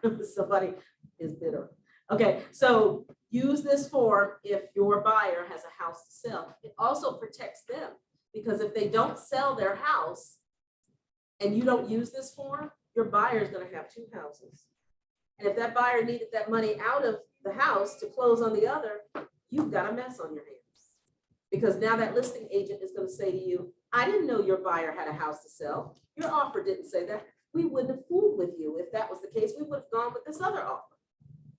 Now I'm getting the broker call. Okay. Yes, I get broker calls for just, I think just people are lonely and they want to vent. I'm not doing that. All right. Quick question. Sure. You got the offer accepted with this in there, and the seller, well, the buyer's house didn't sell on time. Well, understand. the If it doesn't timeline, sell though. on time, then that's a simple case of you going back to the seller to say, hey, we didn't close, so can we extend? The seller could say no. Right, and if they say no, then it's just. They're done. like, you said you were closing on, January 5th, I want to close, you can't. Now, that's where you come in as a consultant and keep all heads cool and calm. Remember what I said at the beginning, keep everybody calm. You've heard the joke. We're therapists, we're mechanics, we're babysitters, we're all these different things. Not really, but when you work with people and lots of money, they lose their mind. So someone, everybody listen to this, has to stay sane at the table, and it might as well be you. Okay? So don't get caught up in the emotion of a transaction and all their emotions, because that just turns into a big old mess. Okay? Circle page 51, legal description. If you don't put the legal description on the purchase and sale agreement and you check the first box under legal description on the first page, this is the form you would use, and it has it in parentheses for you. Notifications, anytime you need to tell somebody something, you should be notifying them. And we have great forms in here for notification. The first one being on circle page 53, notice to withdraw the offer. So if you are making an offer, it's not accepted, you're moving on, send this over and say, your offer has been withdrawn. The most recent mistake happened where an agent had an amendment sent to them from the builder, didn't send it back. And then the agent sent an email saying, we withdraw that amendment and here's the new one. And the agent said, but wait a minute, I have this amendment, I have it in DocuSign, the buyer just hasn't signed it. Well, is it binding? It's not binding yet. It should have gone in DocuSign, signed and delivered. Remember the word delivered? Now our contracts say delivered, and delivered means, it used to be agents would say, oh, I sent it to you Sunday. And so-and-so says, I went to bed at 9, I didn't open it till Monday. Too bad, it was delivered Sunday. That's when the clock started ticking. When I delivered it to you, whether you opened it or not. That is the new rule, boys and girls. When you send it back. Because what's been happening is maybe you're the last one to bind it, you send it Sunday, they go to bed, or the agent's out of pocket, they open it and go, oh, but I got another offer, we're going with that. No, you're not, because I sent it and I have a receipt showing I sent it, whether you opened it or not, because agents will play that game. Well, I won't open it and pretend I didn't see it. And the other thing I don't like is when you send something, even when you're sending something to me, guys, if it's urgent, you need me to sign it, I am not sitting at my email going, open, open, open. I have a life. I need you to text me and say, hey, I just sent you something. I need you to sign it right away. And I'll do it because I can sign on my phone. I can sign on my laptop. If I'm shoe shopping, that's a whole different, you're gonna wait, okay? But if it's anything else, I can just look at my phone, sign it and send it back to you, okay? But if I'm on the phone, which I'm on the phone a lot with some of you or my clients or whatever, I may not go to my email for hours. Or I'm in the car. We can't text and drive. Call me. I know some of you that are still, came out the womb with a smartphone. That's all you know. I'm lucky. Look, I was in here for the first 2 hours without my phone. It's not attached to me. I carry a large purse. I usually have to dig to the bottom to look for it. I live on 3 stories. Sometimes it's in the garage in the car and I'm going, wow, it's been awfully quiet. And then I go down 15 messages, okay? So I'm not attached to my phone like some of you that were born with it. It's like an appendage. All right, I can, if I leave the house and I forgot my phone, it is like nirvana, all right? For a few minutes, and then I'm like a little panicked, and then I get over it. So just know that you are dealing in this industry with different generations that don't think like you. They're not moving on Instagram. They're not on the TikToker or whatever that thing is called. They're not doing all that. I realize those are ways to get business, but you have to pay attention to your customer. 80-year-old person may or may not be social media savvy. Stop talking to them that way. Okay? Now, if you got a hip Betty White, that's a whole different story. But every person, your grandmother could care less, or your grandfather could care less about a TikTok. Okay? They'll do it with the grandkids, but they could care less about that, right? So notice to withdraw means you're withdrawing that offer, so it's no longer open for discussion unless you reinstate it. Circle page 54. I introduced this page several years ago to this office because I don't understand why agents aren't using this, especially in this market. If you're the listing agent and you receive multiple offers, the #1 complaint from the co-op agent is they never heard whether or not their offer was even looked at, presented, or anything. When I get multiple offers, I don't care how many I get, 20, 17, 5, every single agent receives this. Why? Because I respect you, your time, and more important, I want you to look good in front of your client because you received a response. And more than likely, you're going to show my listing again. Because you know what? I like working with her. At least she responds. She picks up the phone. I get this all the time. Oh my God, you answered. What do you mean I answered? The phone rang, and from where I come from, when it rings, you answer it.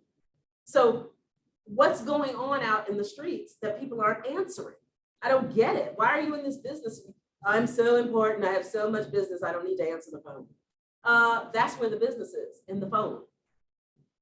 Okay. And guess what? You're my co-op. You're also my customer as well. All right. So when you have a rejection, send them something and you can use this form. Now, this is a unilateral type notice, even though it doesn't say that, because you'll notice it only asks for the signature of the party giving notice. The party, who's a party of the contract, the buyer or the seller? Okay, it depends. It could be the buyer telling them I'm rejecting something, or it could be the seller saying, we're not taking your offer. Right? And then that way you can give proof to that agent. All right. Notice, circle page 55 is the notice of unilateral to extend for 8 days. Remember we talked about that. It's unilateral, only one party can use it. And you notice I highlighted the 3 reasons you can use this form. It can't be because, oh, you know what, I'm going to Mexico, I'll be back on Monday. Can we extend for 8? No, there's 3 reasons. The title, the CD, and the loan is not finished. That's it. If it's anything outside of these 3, you have to mutually agree. And if it's not a mutual agreement, it's a breach of some sort. Okay. Circle page 56, extending your inspection period if you ever need that. And if you notice, I highlighted not to be used when buyer has a due diligence, because I already showed you that form to extend the due diligence, did I not? All right. Notice, remember when I showed you the form that said amendment, and you use that amendment for whatever you might need it for? You also have a notice form. So what's an example of using the notice form? The wire bounces, or the earnest money was never deposited, and there's a, or you're letting the other party know you're in breach. That's what you would use. Because what does the purchase and sale agreement say? All notices are in what? But you guys like the text. Is text in writing, and where's the signature on a text? Where's the receipt? That's when you tell me, I can send you all my text. My answer is going to be no, you're not. You need to keep it. I don't need to see it. Okay. Referrals. A lot of you are doing some good referrals.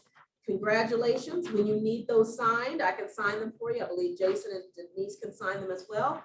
But you're more than welcome to send them to me, and I will DocuSign it and send it back. But you need to send me a quick text so my phone will bing, ding, and dong and let me know somebody's trying to get in touch with me.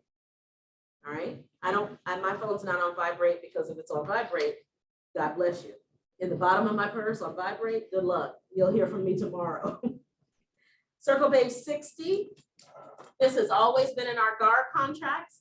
If you need some kind of checklist as a new agent or even a seasoned agent to say, do I have my act together? Let me go through this list. This is not a Keller Williams checklist. This is a GAR checklist, but it has a lot of things on here that we've talked about today that will help keep you on track. Did I do everything? Did I upload everything? Checkbox, checkbox. You can add to this. Know that you need to have systems if you're going to be in this business. And if you don't have systems, you're just going to be all over the place.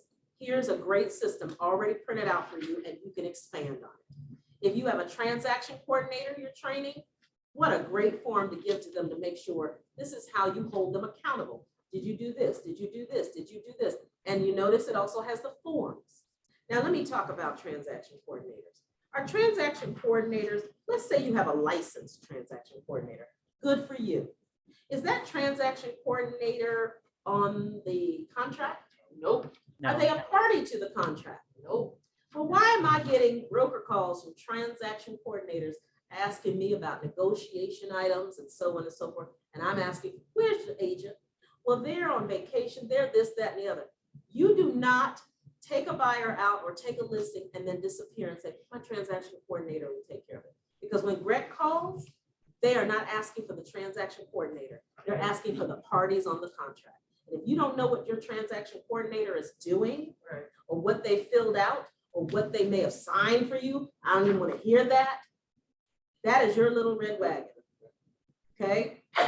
Transaction coordinators are there to help you transact and get to the closing table, not be the agent. Okay? So if you don't want to do real estate, you need to step out of the way and let somebody else do it. But and let me tell you something. I hear from your transaction coordinators. They're tired of being blamed for stuff and cursed out and not being able to get the other agent to do stuff. That is not their job. I won't name names, but your transaction coordinators have called me a time or two. Okay? Mutual termination, 63. Mutual termination of your brokerage agreement. Just like you can be fired, you can also fire your customer or client. I keep a termination letter on standby on my laptop, because if you don't act right, you got to go. All right? Don't be afraid to fire people, because they're not afraid to fire you. Unilateral termination of the brokerage agreement. Now, this is a mutual. Say, for instance, the seller says, I'm done. You say you're done. That's a mutual thing. So let's say the seller says, I'm done with you and you're not done, then you want to use the unilateral. Because you have to watch that little trick. Sometimes that person will get rid of you because they made a little side deal somewhere else. And this contract will say, you can make all the side deals you want, but if I can prove that you did that, you're going to pay this brokerage a commission. Okay? So make sure you use the correct one. Circle page 65, mutual agreement to terminate. Mutual means all parties. Unilateral means one party. What does it mean? Well, no, everyone got their lesson today. And you'll notice that it says, wait, let me see something for a second. That point out. Oh, okay. Yeah, next one. Mutual agreement to disperse the funds. Sometimes you're getting a commission when it terminates. That we've worked it out that you're getting a commission. And so that would be indicated at the top, and then the termination part of where the earnest money is going at the bottom. Circle page 66 talks about unilateral notice to terminate. And you notice I highlighted the word or, meaning you don't need both sides to fill out the top, just one or the other. And then the bottom is filled out. Now, it becomes a dispute when you send it over and somebody doesn't want to sign, or they send you back saying something different and you guys don't work it out. I'm always going to send you, just like a judge, send you back out to try to work it out. Because your first instinct is, let me call Deborah. This is not working. I don't want to deal with it anymore. I love an agent who calls me and says, I just don't want to deal with it anymore. You deal with it. When I checked the contract, I didn't see Deborah on there as a party to the contract. I'm here to help you. And you don't get to give up like that. That's not a good look. Okay? Try to work it out. Remember when I said sometimes people need to sleep on it, let everybody calm down a little bit? We don't all need to be packing and pulling out our guns and blazing and carrying on. Chill a little bit. Let them sleep on it and then call the next day. If they still feel that way, then they feel that way. Then you know what to do. But we got to stop all this infighting. It's ridiculous. Last section, 68, walkthrough list. Remember I promised to show you that? you can take this form as your walkthrough and say, you know, buyer has agreed that all repairs have been done to their satisfaction. Hoorah, get them to initial it. Now you've got something saying they agreed to the walkthrough instead of calling a year later saying, your agent said, and now this is wrong, and this is wrong, and this is wrong. I'll be able to pull up in command, but you walked through and signed off that everything was okay. But I don't ever have a receipt. It's his word against their word, and that's why they're filing errors and omission, because somebody is teaching this somewhere to the consumer saying, well, you know what, if you feel like that, you can sue them, or they have errors and omission, and you can get $15,000, $20,000, whatever it is. Depends on what our insurance premium is. Request for confirmation. I don't know how well this is making it on the streets, but when you send over an offer and you don't get a response, you can send this with your offer to say, I'm sending you an offer, and by the way, when you present it, I'd like you to sign off that you presented it. What I don't like about this form, it can be signed by the agent, not the seller. And we keep stressing to the contract committee, could we put seller on here? Because as long as we say agent, they're just gonna sign it and send it back, and we don't really know if that happened. Okay, that has a signature page to it, or actually, that's not right. That's the walkthrough. Oh, that's out of order, it looks like. The next page is the signature page to the walkthrough, and then it should be confirmation presentation. Sometimes people get a little help from their family or friends for earnest money. This is the form saying that someone other than the buyer is presenting the earnest money. This is circle page 71. In the event that the deal goes south, the earnest money is returned back to the buyer, not to the person who gave the earnest money, because guess what? They're not a party to the contract. We can give it back to the buyer. Okay, so just let them know. So if it's somebody who has a falling out with the person who gave them the money and they call going, you need to give me my $5,000 back. We have a form saying you agreed to give it on behalf of the buyer, and we can only give it back to the buyer, and then they can fight it out. Okay, broker authorization to hire. If any of your clients ask you to hire someone, I would strongly encourage you not to do that. But if what I use this form for is, say for instance, my client's out of town, and they need to come over to give a quote for paint or whatever, I will give them the vendor list for them to tell me who is coming over. I'll go open the door. You're giving me permission to do that. And by the way, if you say, yeah, I want them to paint the house and you want me to pass the $5,000 from you to them, I pretty much don't like to touch anybody else's money. I'd rather have the vendor call the seller and say, get their credit card information. I'll open the door. You see where I'm trying to keep you from. You're still doing a service, guys, but you're doing too much. You're doing too much, and it's getting you in trouble. Okay. My favorite sheet, every time my seller gets an offer, I do a net sheet. Okay, remember that from pre-license where they taught you the formulas and you had it on your state test? Well, guess what? Just like college, everything you learn, you'll never use in real life. Same thing with real estate. We got a form for you. Now, the reason I like to use Remind, because when I fill this out, all I have to do is put in the price and the payoff, and it calculates. The only thing it doesn't calculate are other items that you might add in separately, and the commission. It doesn't change each time because it doesn't know what your commission is. But everything else it calculates. And if it doesn't calculate, guess what? You see the formula is right there. It says 365 divided by blah, blah, blah, whatever you fill in the blank, so on and so forth. If you don't know their taxes, ask them. And if they don't know, or they don't remember what they paid, or they tell you, oh, my mortgage pays it, and you want to know so you can fill that in, or so you can fill it in on the listing, go to whatever county, go to tax assessor site. So it'd be Cobb, tax assessor, Fulton, tax assessor, so on and so forth. You click on pay tax bill, put their address in, it's public record. There's their bill. You know why I do that in every listing appointment? Because I'll ask the seller, are your taxes up to date? Your property taxes? Oh yeah, they are. And then I'll go, well, I just looked it up and you haven't paid for 2 years. So guess what? I have to add that to the seller's net sheet because they're going to collect that. You see how I do my due diligence and homework? I'm ready for them. I'm ready for them, all right? Because they think they're just gonna tell me anything. And then the last page, which should be, do you have it, the DA? This is how you get paid. So once I go binding, here's my system. I fill out the dates to remember. I call it the dates to remember. I send the package out to everyone. I upload to KW Command. I then do my DA. I upload that. I'm done. I'm waiting to see if I have any tags or anything else. And of course, every time you have an amendment, now all your uploading is your amendment. And then guess what? My file can be reviewed. Now, because we have a new situation with the hub, it may be taking longer than what the matrix says. Please be patient. It will get better. But at the end of the day, I don't have to keep touching paper. I can move on to the next client, the next broker call, the next whatever. Okay, and I do have someone who helps me. They know the same system. When you learn the system, I don't want anybody running my business and I don't know how to run it.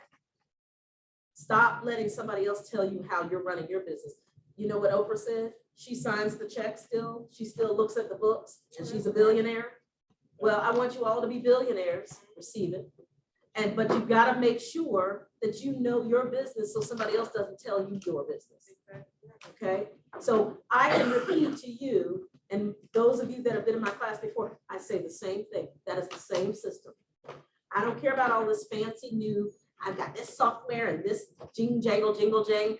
You know what? Use what works for you. I do love using my smartphone for my calendar, but I also like writing in my regular calendar, but I use this more. And every date that I have on my contract, I put in the phone to remind me, ooh, earnest money due today. Oops, that due diligence is over today. Ooh, ooh, ooh, ooh, ooh. So I don't miss it. Because I can have a day where I'm doing nothing for my team and I'm all about you all day long. Because when you guys have problems, they don't take 5 minutes. So I stop what I'm doing on my business to help you with yours. So I need you to respect that, just like I respect you. Everybody clear as mud on that? Thank you so much for being here. For those of you that are just digesting Deborah for the first time, I hope I did not scare you. And you'll be back again. I still love you if you don't come back. But I guarantee it's probably the best contract class you've ever had. Thank you, Deborah. You never seen me what? Thank you, Deborah. Thank you, Deborah. Appreciate it. Thanks, Wilmers. Thank you. Thank you. I didn't even open my Thank other. you, Deborah. Thank you, Deborah. Thank you, guys. Happy New Year. I was about to say you have New Year's resolution. Okay. But you were nice today. Was it? Yes. I It's remember my only the first- 5th of the day. I remember my first contract class. You had me It's only scared. the 5th day. I was scared. I'm trying to be kinder and gentler. Ooh, honey. I'm gonna see how that works through now and the 10th. Hi. No. And we both knew. Tell me your name. All right. See you later, Adam.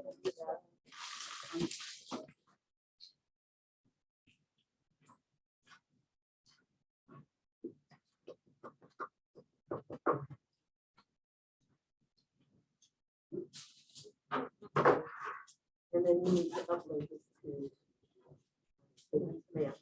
That way when that check comes in, because a lot of times that check comes in and they put it in my box. And so if I'm not in here, I might not know, but if you're expecting it, tell Sean.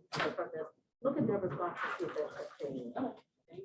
But if I come in and I see it, I just give it to Lynn. Okay, thank you. Yes, sir. You know who you look like? I'm a big watching Housewives fan, and the guy that was dating Portia, Dennis, I don't know his last name, that's who you remind me of when I look at you. Have you heard that before? No, you probably don't watch it.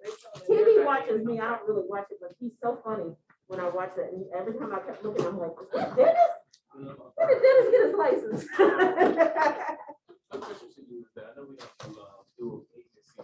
I didn't say that. When did you hear me say that? So you did not. You did. So where'd you get that from? Nobody said that. I'm not in this meeting. I've never said We do do dual So agency. Kate doesn't. There's particular office policy, we don't have a problem with doing dual agency. We highly encourage newer agents not to until they get a couple of transactions and they know what they're doing and can handle themselves, but we don't stop you from doing it. Now, here's what I do suggest. When you're doing dual agency, why are you doing dual agency? Is it because you already had the buyer? And you got a new listing and you just happen to say, let me show you this listing. That becomes dual. But if someone calls me and they are not represented, they're gonna be a customer and I'm gonna represent myself. I don't. Oh, come on, you made that bitch over and say, work it out. You gotta make decisions.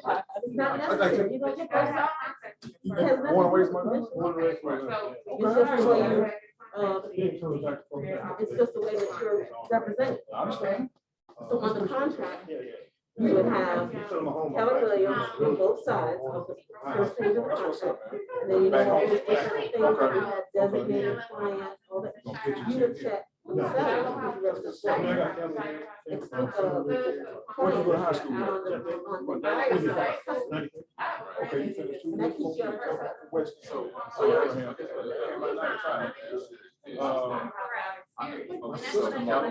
some of them are David, and they have. There's office. It's off. I can't say that about the other But she's offices. one. Now, see, I think, my wife. And so if the broker says it's okay, Seven. and